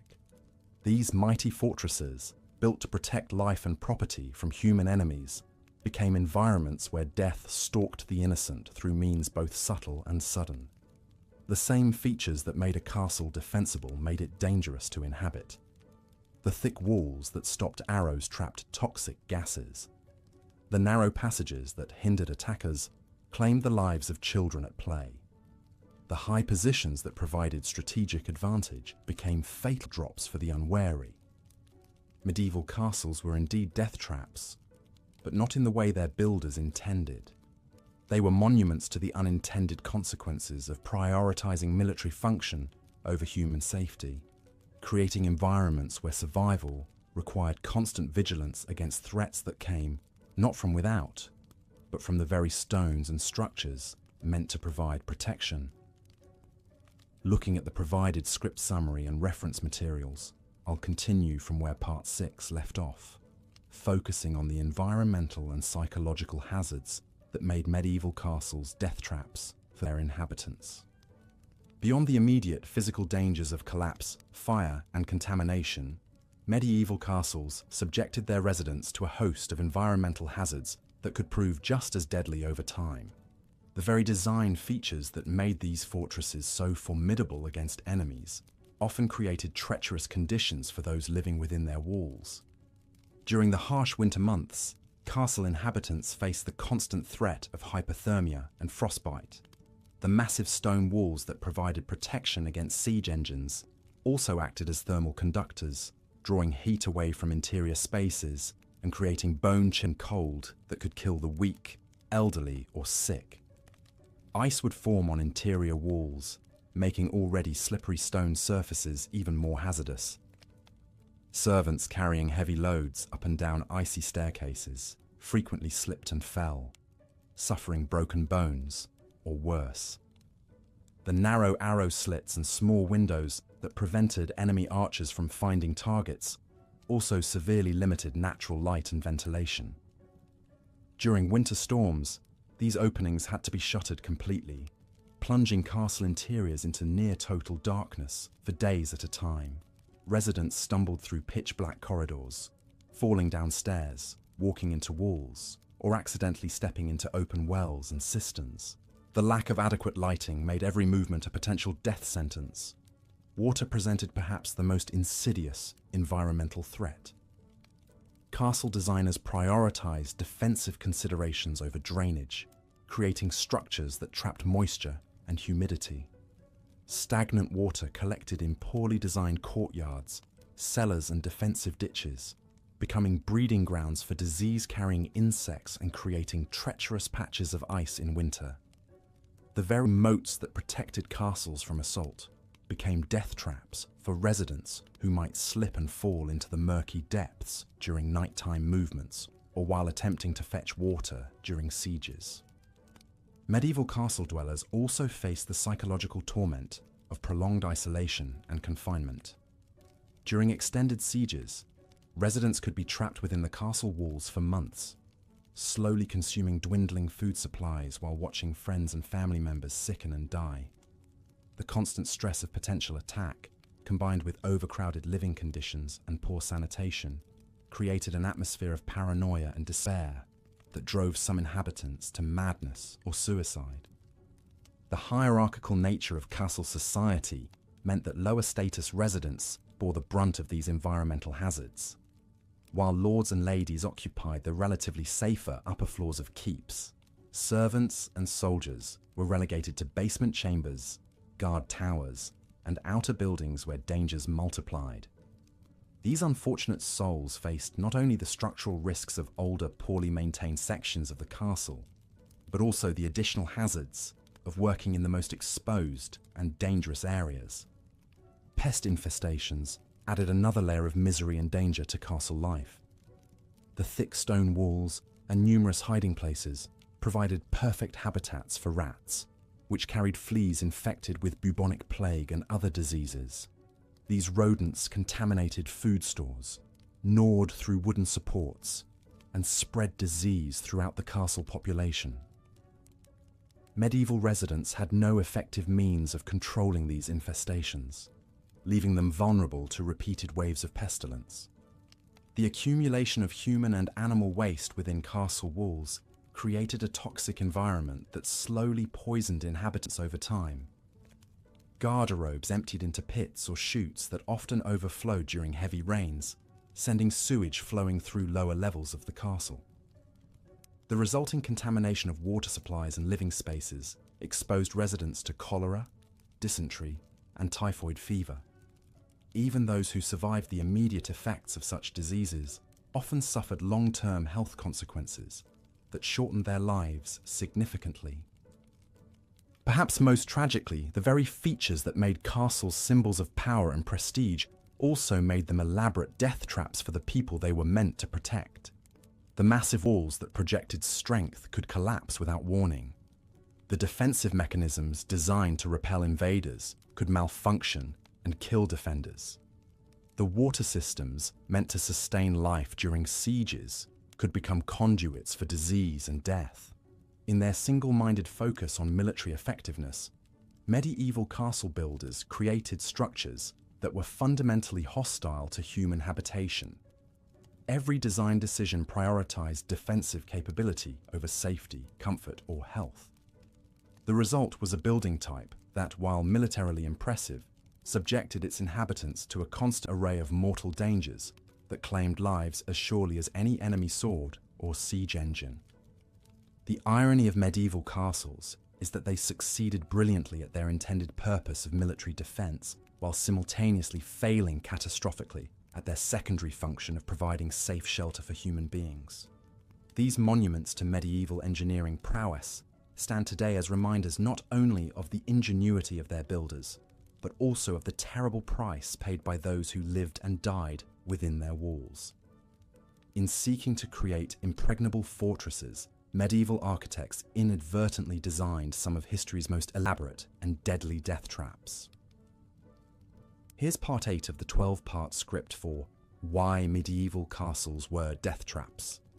Even the simplest daily routines within castle walls posed extraordinary dangers to inhabitants. Take the matter of sleeping arrangements, something we consider a basic human comfort. In medieval castles, even rest itself could become a death sentence. The great halls where many servants and soldiers slept were death traps disguised as dormitories. These massive spaces, designed to accommodate dozens of people, created a perfect storm of hazardous conditions that could turn a peaceful night's sleep into a nightmare of injury or death.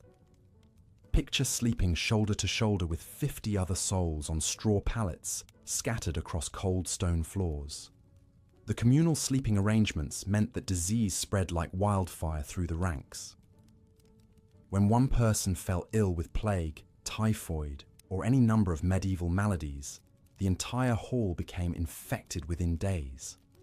The straw bedding, rarely changed and often crawling with vermin, harbored fleas and lice that carried deadly diseases from person to person. Many inhabitants would go to sleep healthy and wake up with the telltale signs of bubonic plague or never wake up at all. The primitive heating systems posed their own lethal threats. Great hearths burned constantly to ward off the bitter cold, but these massive fires created invisible killers that claimed lives silently in the night. Carbon monoxide poisoning was rampant but completely misunderstood. Castle dwellers would seal shutters and doors against winter winds, trapping deadly gases inside. Many would simply fail to wake up, their families believing they had died peacefully in their sleep, never knowing that invisible fumes had slowly suffocated them. Even more treacherous were the sleeping arrangements in the upper chambers of castle towers. Noble families and important guests were housed in these supposedly prestigious quarters, but they were essentially death traps suspended high above the ground. The circular stairs leading to these chambers were deliberately designed as defensive features, spiraling clockwise to disadvantage attacking swordsmen. However, this same design made them incredibly dangerous for daily use, especially in darkness. Imagine stumbling down these narrow, uneven stone steps in the middle of the night, perhaps after consuming wine at dinner or when nature called urgently. There were no handrails, no consistent step heights, and certainly no lighting. The steps were often worn smooth by centuries of use, becoming treacherously slippery when wet. A single misstep could send someone tumbling down 20 or 30 stone steps, breaking bones or necks in the process. Many castle inhabitants met their end this way, their bodies discovered crumpled at the bottom of tower stairs come morning. The private chambers themselves harbored hidden dangers that could strike without warning. Heavy wooden beams, constantly expanding and contracting with temperature changes and bearing enormous weight, would occasionally fail catastrophically. These massive oak timbers, some weighing several tons, could crash down without warning, crushing anyone unfortunate enough to be beneath them. The groaning and creaking of old wood was so common that inhabitants learned to ignore it, often missing the warning signs of imminent collapse. Window openings in sleeping chambers presented another deadly hazard. These apertures, designed primarily for defense rather than comfort, were often little more than narrow slits in thick stone walls. But in grander chambers, larger windows were sometimes installed, and these became death traps for the unwary.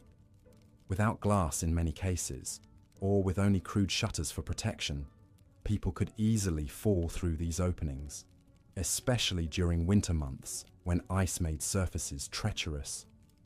Children were particularly vulnerable, and many noble families lost heirs to such accidents. The very beds themselves could become instruments of death.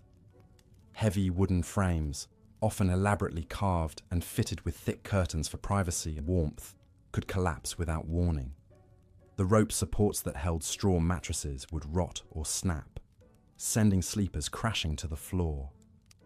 More insidiously, the enclosed nature of curtained beds created perfect conditions for suffocation.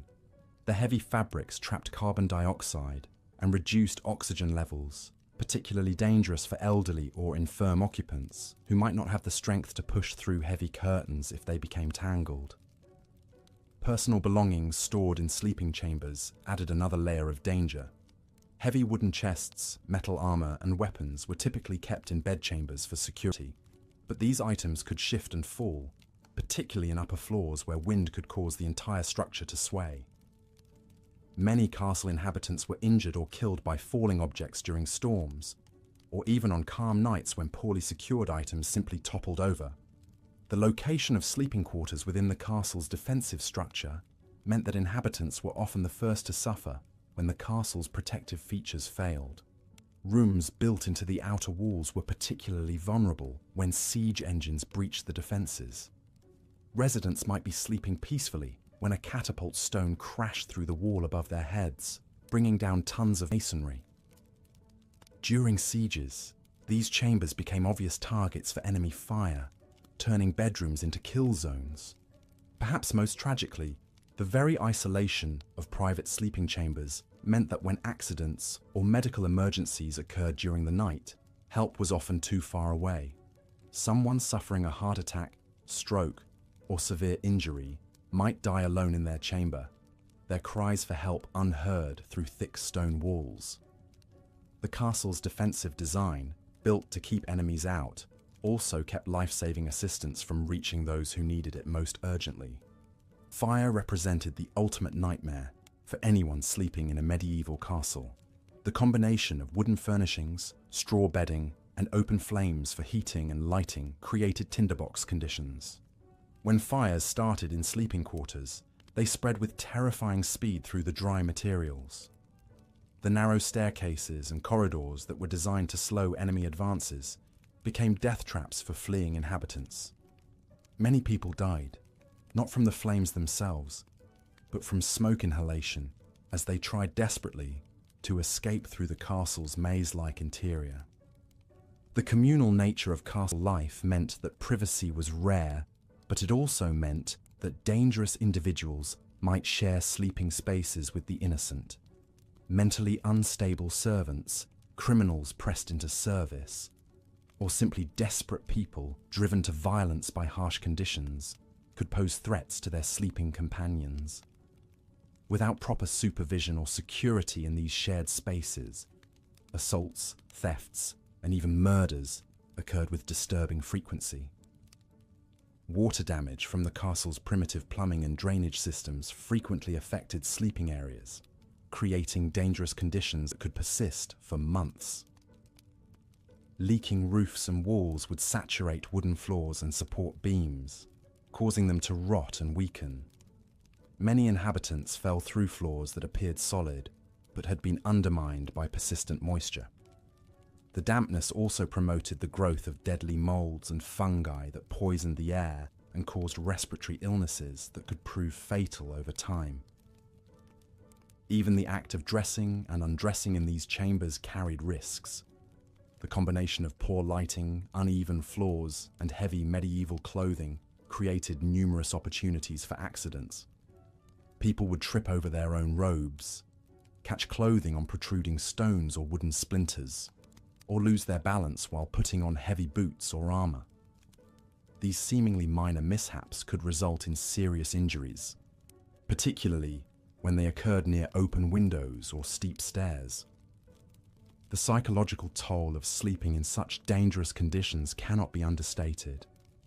The constant awareness of potential threats created chronic stress and sleep deprivation among castle inhabitants.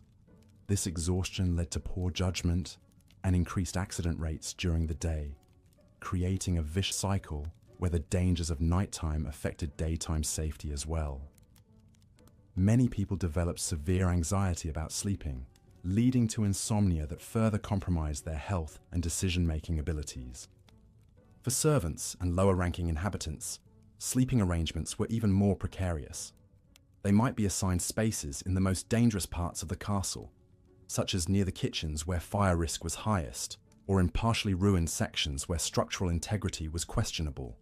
These individuals had no choice but to accept whatever accommodations were provided, regardless of the obvious dangers they presented. The seasonal nature of medieval life meant that sleeping conditions varied dramatically throughout the year, with each season bringing its own particular set of deadly hazards. Winter brought the risks of freezing, carbon monoxide poisoning from poorly ventilated heating, and ice-related accidents. Spring flooding could undermine foundations and create unstable sleeping areas. Summer heat could make upper chambers uninhabitable, forcing people into lower areas where other dangers lurked. Autumn storms could damage roofs and walls, sending debris crashing into sleeping quarters without warning. In the end, the simple human need for rest and sleep became yet another battlefield in the daily struggle for survival within medieval castle walls. Every night brought the possibility that sleep might become eternal, that rest might turn into death. The castle's inhabitants went to bed each evening knowing that they might not see another dawn, not because of enemy attack or siege, but because the very structure that was supposed to protect them had become their most intimate and persistent threat.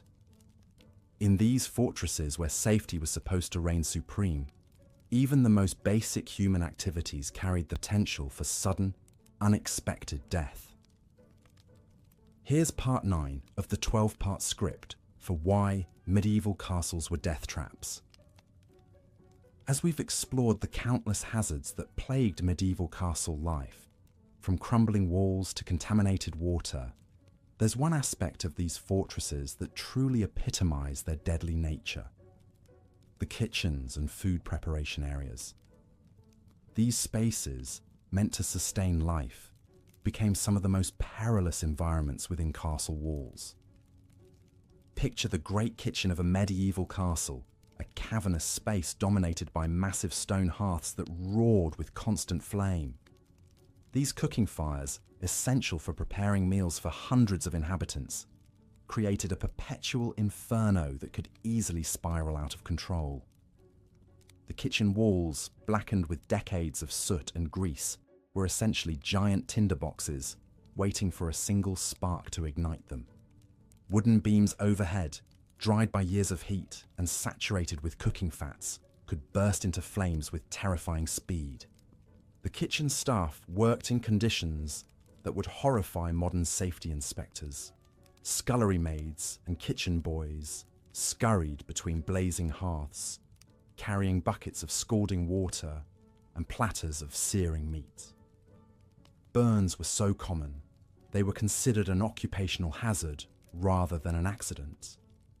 Many kitchen workers bore the permanent scars of their trade, with hands and arms marked by countless encounters with hot metal, boiling liquids, and open flames. The very architecture of these kitchens created deadly traps. Narrow doorways that could accommodate only one person at a time became bottlenecks during emergencies. When fires broke out, which they did with alarming frequency, workers found themselves trapped between walls of flame with no escape route. The high stone walls that contained the heat also contained the people, turning the kitchen into a furnace with human fuel. Water, that most basic necessity, presented its own lethal challenges within castle kitchens. Wells were often contaminated by seepage from primitive sewage systems or tainted by the decomposing bodies of animals that had fallen into the water source. The castle's water supply frequently harbored deadly bacteria and parasites that could kill as efficiently as any sword. Kitchen workers who drank from these sources faced constant risk of dysentery, typhoid, and cholera.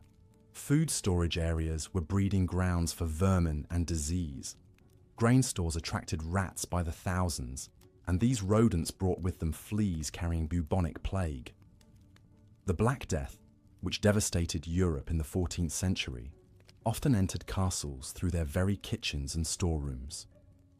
Meat hung in cool chambers to cure would rot in warm weather, filling storage areas with toxic fumes and deadly bacteria. Even the salt used to preserve food could be contaminated with lead and other poisonous substances. The preparation of meals itself was fraught with danger. Massive cauldrons suspended over roaring fires could tip without warning, spilling boiling liquids across anyone unfortunate enough to be nearby. Kitchen knives, kept razor-sharp for cutting through tough meat and bone, caused frequent accidents in the dim, smoke-filled environment. The combination of poor lighting, slippery floors, and deadly implements created a workplace where serious injury was not a matter of if, but when. Smoke from cooking fires created another silent killer. Medieval kitchens had primitive ventilation systems at best, and the constant inhalation of thick, acrid smoke damaged the lungs of everyone who worked there. Many kitchen staff developed chronic respiratory conditions that slowly strangled their ability to breathe. The smoke also reduced visibility to dangerous levels, making it difficult to see hazards until it was too late. The hierarchy of castle kitchens created additional dangers for those at the bottom of the social ladder. Young apprentices and servants were often forced to perform the most dangerous tasks with little training or protection. They might be ordered to clean out hot ovens while embers still glowed, or to venture into smoke-filled storage areas to retrieve supplies during fires. Their expendable status meant their safety was rarely a concern for their superiors. Poisoning, whether accidental or intentional, was another constant threat in castle kitchens. Spoiled food was common due to poor preservation methods and lack of refrigeration. Cooks had to rely on smell and taste to determine if meat was safe to eat, but these senses were often dulled by the constant exposure to smoke and strong odors. Ergot poisoning from contaminated grain could cause hallucinations, convulsions, and death. Lead poisoning from pewter plates and cups used in food preparation created slow, agonizing illness. The very people responsible for feeding the castle faced the greatest food insecurity. Kitchen workers were often fed scraps and leftovers, the least nutritious and most potentially dangerous portions of meals. Malnutrition weakened their immune systems. making them more susceptible to the diseases that flourished in the unsanitary kitchen environment. Ironically, those who prepared feasts for nobles often went hungry themselves. Accidents with cooking equipment were particularly gruesome in an age without proper medical care. A worker might be scalded by steam from a boiling pot, burned by molten fat, or crushed by falling equipment. Without antibiotics or proper wound care, even minor injuries could become infected and led to death. The primitive medical knowledge of the time meant that treatments were often more harmful than the original injury. The seasonal nature of food supplies created periods of extreme stress in castle kitchens. During times of siege or famine, kitchen staff were under enormous pressure to stretch dwindling supplies. They might be forced to prepare food from questionable sources, or to work longer hours under even more dangerous conditions. The desperation of these times led to increased accidents and poor decision-making that put everyone at risk. Even the act of obtaining ingredients could be deadly. Kitchen workers might be sent to gather herbs from areas where poisonous plants grew alongside edible ones. Without proper botanical knowledge, they could accidentally harvest deadly nightshade instead of edible berries, or confuse poisonous mushrooms with safe varieties. These mistakes could kill not just the gatherer, but anyone who consumed the resulting meal. The preservation methods used in medieval times created their own hazards. Smoking meat required tending fires for days, increasing the risk of burns and smoke inhalation. Salting food required handling large quantities of coarse salt that could cause severe cuts and chemical burns. Pickling involved working with strong acids that could cause blindness if splashed in the eyes. Fire remained the greatest threat of all in castle kitchens. The combination of open flames, wooden structures, and flammable materials created perfect conditions for catastrophic blazes. When kitchen fires spread, they could consume entire sections of a castle with terrifying speed. The narrow staircases and corridors that led to and from kitchens became death traps as people struggled to escape the advancing flames. The psychological toll of working in such dangerous conditions cannot be underestimated. Kitchen workers lived in constant fear of injury, illness, or death. This stress weakened their immune systems and made them more prone to accidents. The high turnover rate in castle kitchens was due not just to the physical dangers, but to the mental exhaustion of living under such constant threat. Water-related accidents were particularly common in castle kitchens. Wells and cisterns, essential for cooking and cleaning, were often inadequately covered or protected.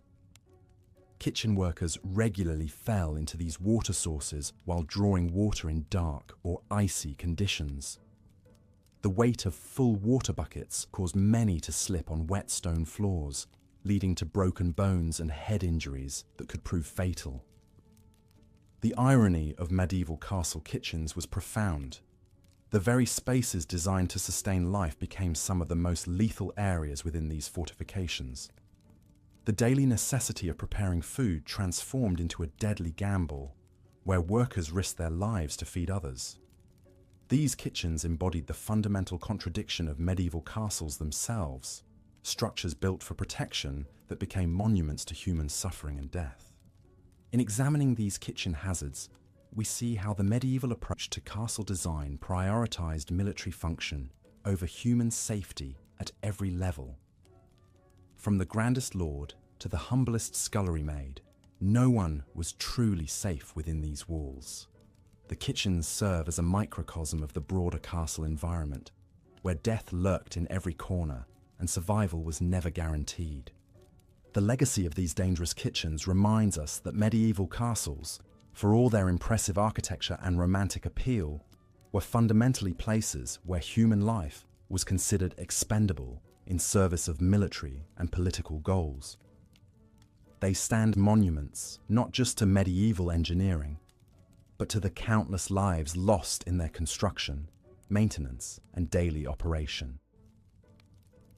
Why medieval castles were death traps, Part 10.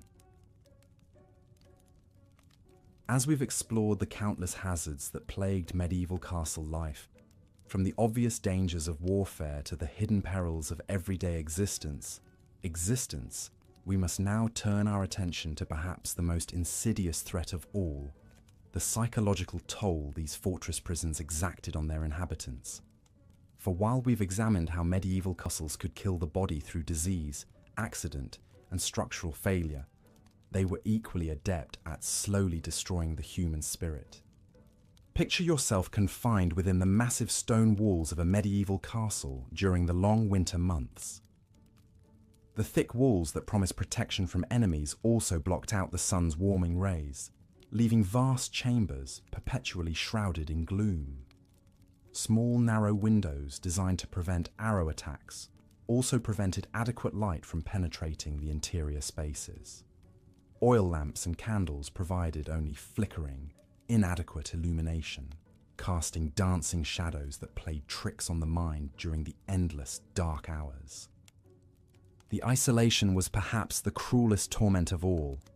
Medieval castles were often built in remote, strategic locations far from populated areas. During times of siege or harsh weather, inhabitants could find themselves completely cut off from the outside world for months at a time.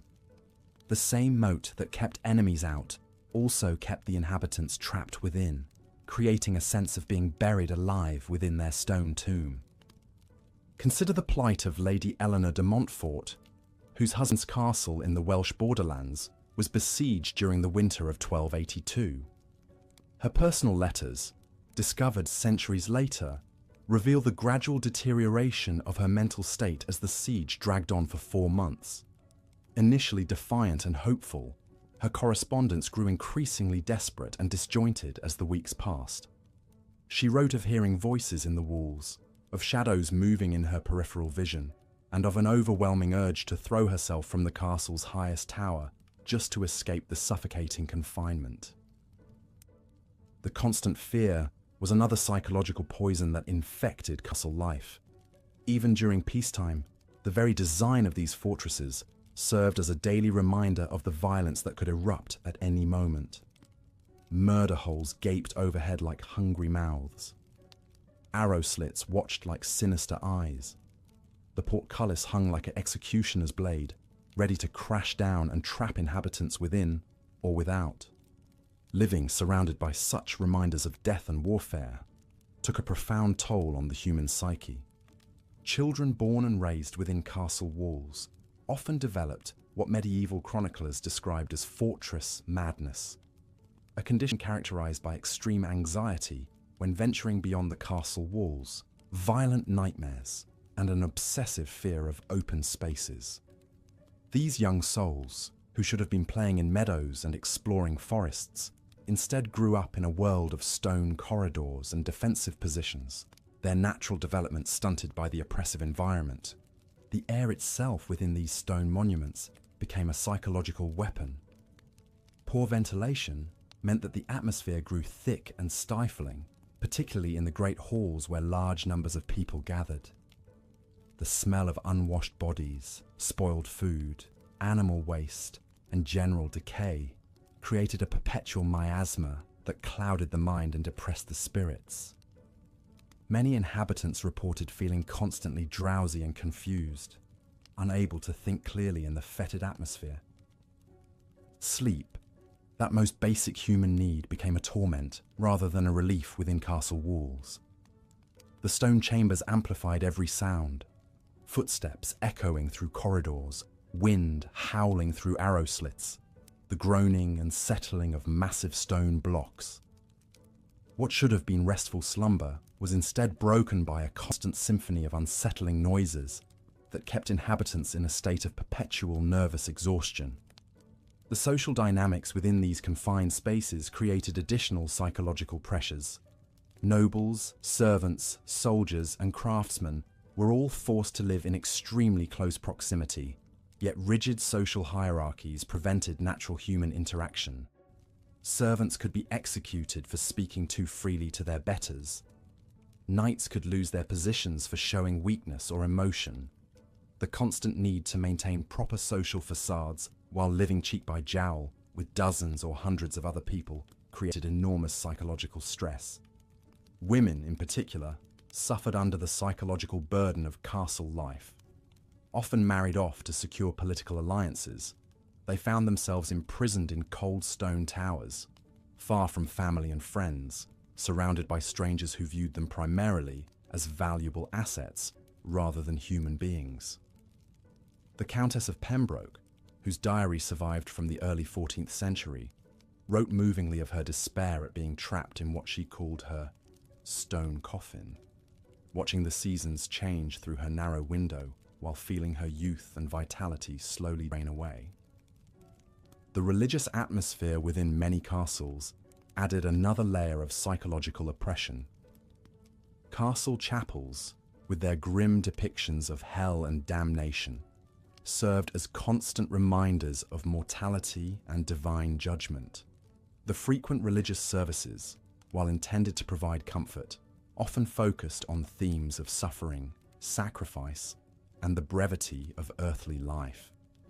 For inhabitants already struggling with the psychological burdens of castle life, these religious messages could deepen feelings of despair and hopelessness. Perhaps most disturbing were the reports of what medieval chroniclers called stone sickness, a gradual deterioration of mental faculties that seemed to affect long-term castle inhabitants. Symptoms included memory loss, difficulty concentrating, sudden violent outbursts, and a peculiar condition where sufferers claimed they could hear the stones themselves whispering. Modern historians have theorized that this condition may have been caused by a combination of factors including poor air quality, lead poisoning from pipes and vessels, vitamin D deficiency from lack of sunlight, and the chronic stress of fortress life. The very architecture of medieval castles seemed designed to break the human spirit. Narrow, twisting staircases that left climbers dizzy and disoriented. Corridors that led nowhere, creating a maze-like confusion. Chambers with impossibly high ceilings that made human occupants feel insignificant and powerless. Every element of castle design, while serving defensive purposes, also served to remind inhabitants of their vulnerability and mortality. Seasonal depression took on new depths of meaning within castle walls. As autumn gave way to winter, the already limited natural light dwindled to almost nothing. The thick stone walls, which retained cold as effectively as they retained heat, created internal temperatures that remained uncomfortably frigid regardless of the number of fires lit. Inhabitants reported feeling as though they were slowly freezing from the inside out, their very souls growing cold along with their bodies. The psychological impact extended beyond the castle walls themselves. Families and communities that depended on these fortresses lived in constant anxiety about the mental state of their lords and ladies. A psychologically unstable castle lord could make life or death decisions that affected hundreds or thousands of people. There are numerous historical accounts of castle lords who, driven mad by the stresses of fortress life, made increasingly erratic and dangerous decisions that ultimately led to the destruction of their domains and the death of their people. Even the supposed safety and security provided by castle walls came with a psychological cost. The knowledge that one's survival depended entirely on the strength of stone and mortar created a profound sense of vulnerability.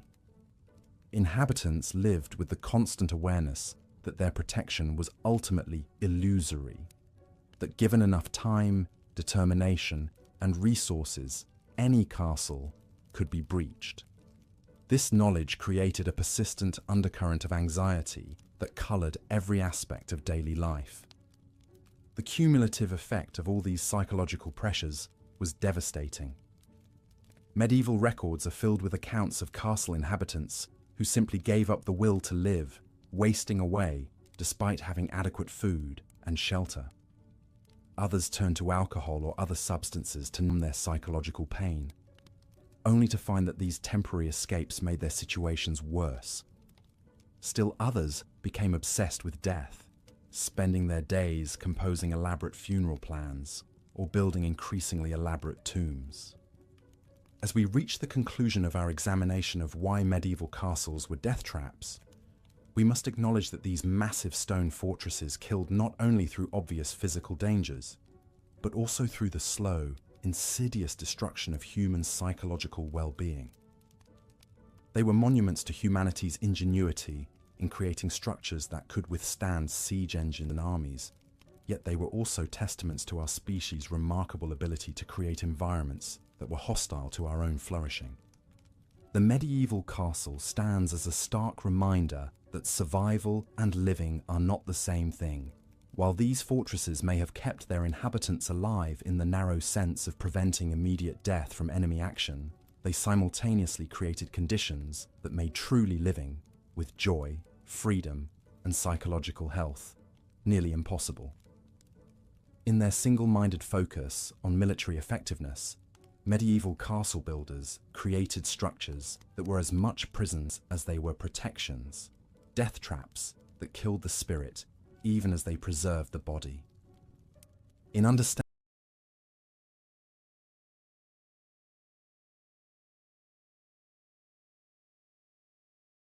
these psychological dimensions of castle life, we gain a deeper appreciation for the true cost of medieval warfare and the heavy price paid by those who lived within these stone monuments to human conflict.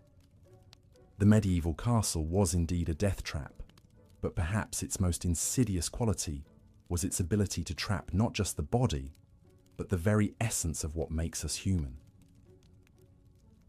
Looking at the existing script content, which has covered the deadly nature of medieval castles comprehensively across 10 parts, here's part 11, continuing the narrative.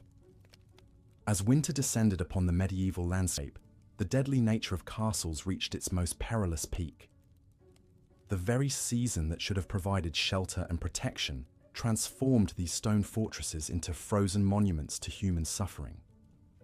When snow began to fall and ice formed on the battlements, the castle's numerous hazards multiplied exponentially, creating a perfect storm of danger that claimed more lives during the dark months than any siege ever could. The first and most immediate threat came from the castle's heating systems, or rather, the catastrophic lack thereof. Medieval castles were notoriously impossible to heat effectively. The massive stone walls that provided protection from enemies also acted as enormous heat sinks, absorbing what little warmth could be generated and radiating it uselessly into the winter air. Great halls that might accommodate hundreds during summer feasts became Arctic chambers, where breath froze in the air and wine turned to slush in goblets. The central hearths, while impressive in scale, were woefully inadequate for heating such vast spaces.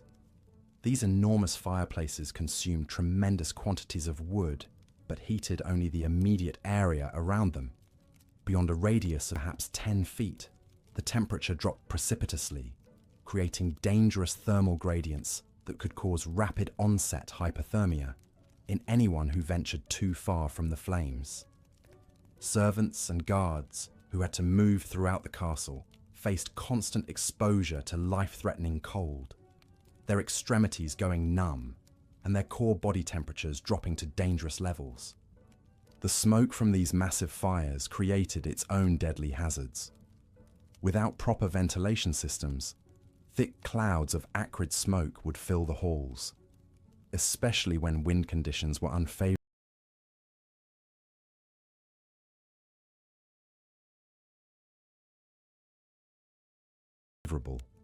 The smoke carried deadly carbon monoxide, an invisible killer that would silently poison inhabitants. Many castle dwellers died in their sleep from carbon monoxide poisoning, their bodies discovered only when servants came to wake them in the morning. The combination of insufficient oxygen and toxic fumes created an atmosphere that was literally poisonous to breathe. Water systems, already problematic during warmer months, became death traps in winter.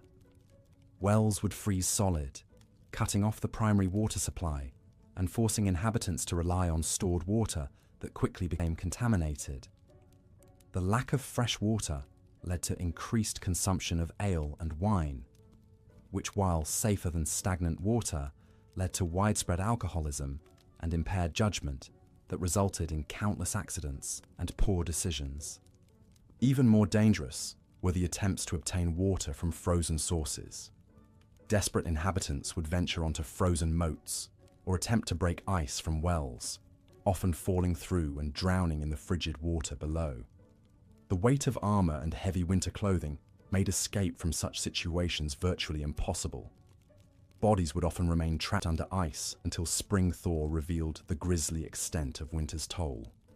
The castle's sanitation systems, primitive at best during normal conditions, became completely non-functional in winter. Guardrobe chutes would freeze, creating massive blockages that caused human waste to back up into the living quarters. The stench became overwhelming, but more dangerous was the spread of disease through the contaminated environment. Dysentery, typhoid, and other waterborne illnesses ran rampant through the close quarters, killing inhabitants who had survived the initial cold. Food storage and preparation became matters of life and death during winter months. The castle's food stores, while impressive in quantity, were often inadequately preserved for extended cold periods. Root cellars would freeze, destroying stored vegetables and leaving inhabitants without essential nutrients. Scurvy became common as fresh produce disappeared entirely, causing teeth to fall out, wounds to fail to heal, and eventually death from internal bleeding. The process of cooking itself became incredibly hazardous. Kitchen fires, essential for food preparation and warmth, were constantly at risk of spreading out of control. The combination of desperate attempts to generate heat and the abundance of dried materials created tinderbox conditions. Many castles were partially or completely destroyed by fires that started in kitchens during winter months, trapping inhabitants in blazing stone chambers with no means of escape. Perhaps most insidious was the way winter darkness affected the psychological state of castle inhabitants. The long nights and short grey days created a crushing sense of isolation and despair. Seasonal depression, while not understood in medieval times, was a very real phenomenon that led to increased rates of suicide, violence, and reckless behavior. The confined spaces and constant proximity to others in distress created a pressure cooker environment where minor disputes could explode into deadly conflicts. The castle's defensive features became particularly treacherous in winter conditions. Icy battlements and frozen walkways turned routine patrols into death-defying endeavors. Guards attempting to maintain watch would slip on ice-covered stones, plummeting to their deaths in the courtyards below. The narrow spiral staircases, already dangerous in normal conditions, became virtual death traps when covered with frost and ice. Many inhabitants died from falls down these treacherous passages, their bodies broken on the stone steps below. Arrow loops and murder holes, designed to provide defensive advantages, became channels for deadly winter winds that created hurricane-force drafts throughout the castle. These bitter winds would extinguish torches and candles, plunging areas into complete darkness while simultaneously dropping temperatures to lethal levels. The constant exposure to these bone-chilling drafts led to frostbite, pneumonia, and eventual death for many castle dwellers. The structural integrity of castles was severely compromised by winter conditions. The freeze-thaw cycle would force water into tiny cracks in the masonry, then expand as it froze, gradually splitting stones and weakening walls. This process, repeated over many winter cycles, led to sudden collapses of walls, roofs, and entire sections of castles.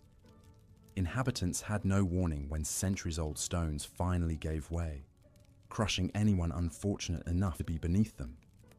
Storage areas became particularly dangerous during winter months. Grain stores, essential for survival, were often located in the coldest parts of the castle to prevent spoilage. However, these areas became so cold that spending any extended time in them could be fatal. Servants sent to retrieve supplies would sometimes be found frozen to death among the grain sacks, their bodies preserved by the very cold that was meant to protect the food. The psychological toll of winter confinement cannot be overstated. Castle inhabitants, already dealing with the stress of potential warfare and daily survival, found themselves trapped for months in increasingly desperate conditions. The combination of cold, hunger, disease, and isolation drove many to madness. Historical records speak of inhabitants who simply walked out into blizzards, preferring a quick death by freezing to the slow agony of winter castle life. Medical care, primitive under the best of circumstances, became virtually non-existent during winter months.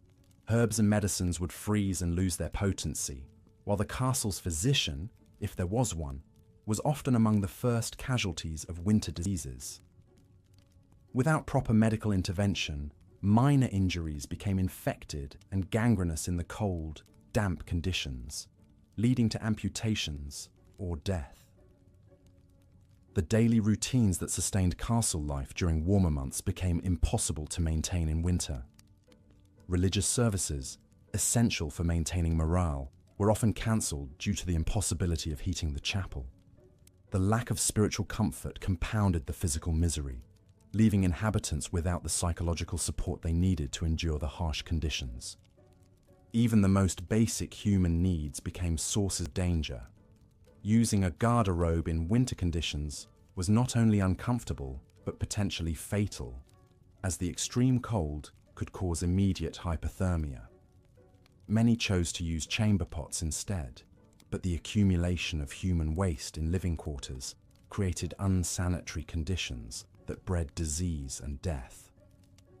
The castle's livestock, essential for food and materials, suffered tremendously during winter months. Animals would freeze to death in their stalls, depriving inhabitants of fresh meat, milk, and eggs. The death of horses was particularly catastrophic, as it eliminated any possibility of escape or communication with the outside world. Dead animals would often remain frozen in place until spring, creating additional health hazards as they eventually thawed and decomposed. Water for drinking, cooking, and cleaning had to be melted from snow and ice, a process that required constant fires and tremendous amounts of fuel. The competition for wood became so fierce that furniture, doors, and even structural elements were sometimes burned for warmth, further compromising the castle's integrity and livability. The isolation imposed by winter weather meant that any serious emergency became a death sentence for the entire castle population.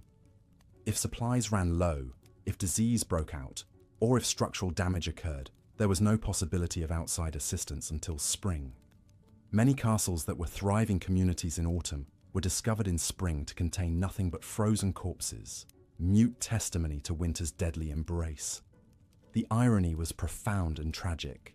These massive stone fortresses, built at enormous cost and effort to protect their inhabitants from human enemies, became elaborate tombs during the very season when protection was most needed. The same thick walls that could withstand siege engines became prison walls that trapped inhabitants with cold, hunger, and disease. The same height that provided strategic advantage became a guarantee that any fall would be fatal. As spring finally arrived and the ice began to melt, the full horror of winter's toll would be revealed. Bodies would emerge from snowdrifts in courtyards. Wells would yield up the frozen corpses of those who had fallen through ice, and the castle's population would often be reduced by half or more. The survivors, weakened by months of privation and trauma, would face the enormous task of disposing of the dead and attempting to rebuild their shattered community. Medieval castles, these monuments to human ambition and engineering skill, were ultimately revealed as elaborate death traps that turned the natural cycle of seasons into an annual holocaust.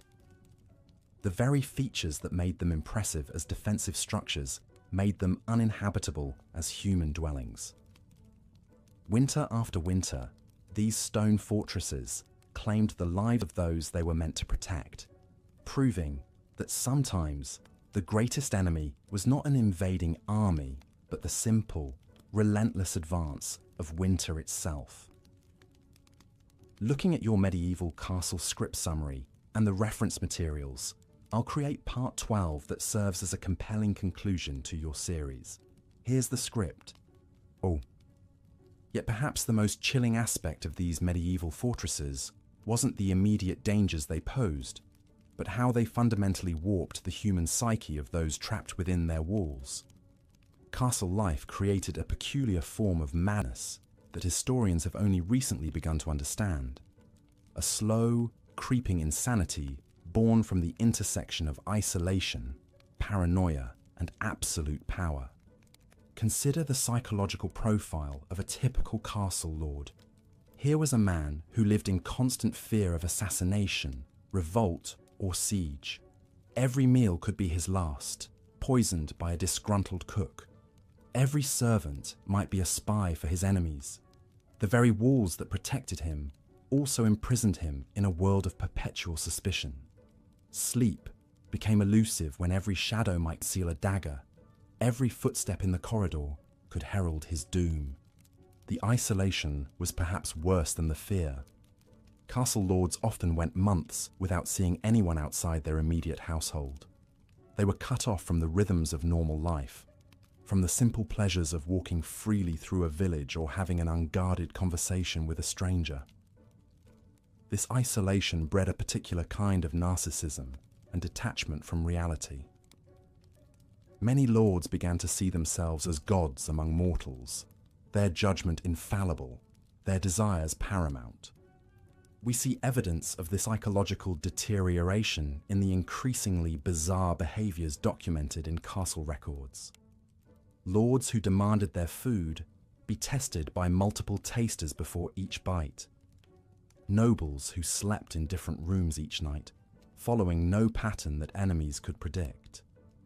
Castle rulers who became convinced that birds were spying on them, ordering the systematic slaughter of every raven and crow within miles of their fortress. The servants and guards fared no better psychologically, living under constant surveillance, knowing that any mistake could result in brutal punishment or death. They developed what we might now recognize as severe anxiety disorders. Many castle servants reported chronic insomnia, unable to sleep for fear of making a noise that might disturb their lord. Others became obsessively focused on minute details of their duties, checking and rechecking their work dozens of times. The children born in these environments suffered perhaps the most tragic psychological damage. Growing up surrounded by violence, paranoia,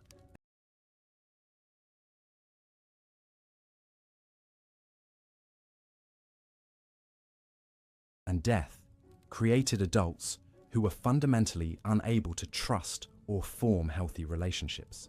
Many noble children were raised primarily by wet nurses and tutors, seeing their parents only during formal occasions. They learned early that affection was weakness, that trust was dangerous, and that power was the only thing that mattered. Castle chroniclers recorded disturbing accounts of noble children who tortured animals for entertainment, who showed no emotion when witnessing executions, who spoke casually of murder and betrayal as if discussing the weather. These weren't inherently evil children. They were products of an environment so toxic that it poisoned their developing minds. The seasonal patterns of castle life only amplified these psychological pressures. Winter months were particularly brutal, with everyone trapped together in close quarters for months at a time. The combination of limited daylight, poor nutrition, and cabin fever created explosive tensions. Castle records show that incidents of violence, both among servants and nobles, spiked dramatically during the winter months. Spring brought its own psychological challenges. After months of confinement, the sudden expansion of possibilities, travel, warfare, hunting, often triggered manic episodes in castle inhabitants. Lords would embark on reckless military campaigns or grandiose building projects, driven by a desperate need to assert control over a world that felt increasingly chaotic. The religious atmosphere of medieval castles added another layer of psychological torment. Chapel services were mandatory, often multiple times per day. The constant emphasis on sin, damnation, and divine judgment created a pervasive atmosphere of guilt and fear. Many castle inhabitants developed what we would now recognize as religious obsessive-compulsive disorder, performing elaborate rituals to ward off divine punishment. Castle confessors held enormous psychological power over inhabitants. These priests knew everyone's secrets, fears, and guilty thoughts. They could absolve or condemn with a word, and many used this power to manipulate castle politics. The knowledge that your deepest thoughts were being reported to both God and potentially your enemies created an additional layer of psychological stress. The economic pressures of maintaining a castle also took a severe psychological toll. Lords lived in constant fear of bankruptcy, knowing that financial ruin could mean the loss of everything: power, status, family, life itself. The enormous costs of maintaining walls, feeding armies, and projecting power meant that even wealthy nobles lived on the edge of financial disaster. This economic anxiety manifested in increasingly desperate behaviors. Lords would mortgage their children's futures, sell family heirlooms, or embark on risky ventures in pursuit of quick wealth. The psychological stress of these financial pressures often led to poor decision-making, creating a downward spiral of debt and desperation. Gender dynamics within castles created additional psychological trauma, particularly for women.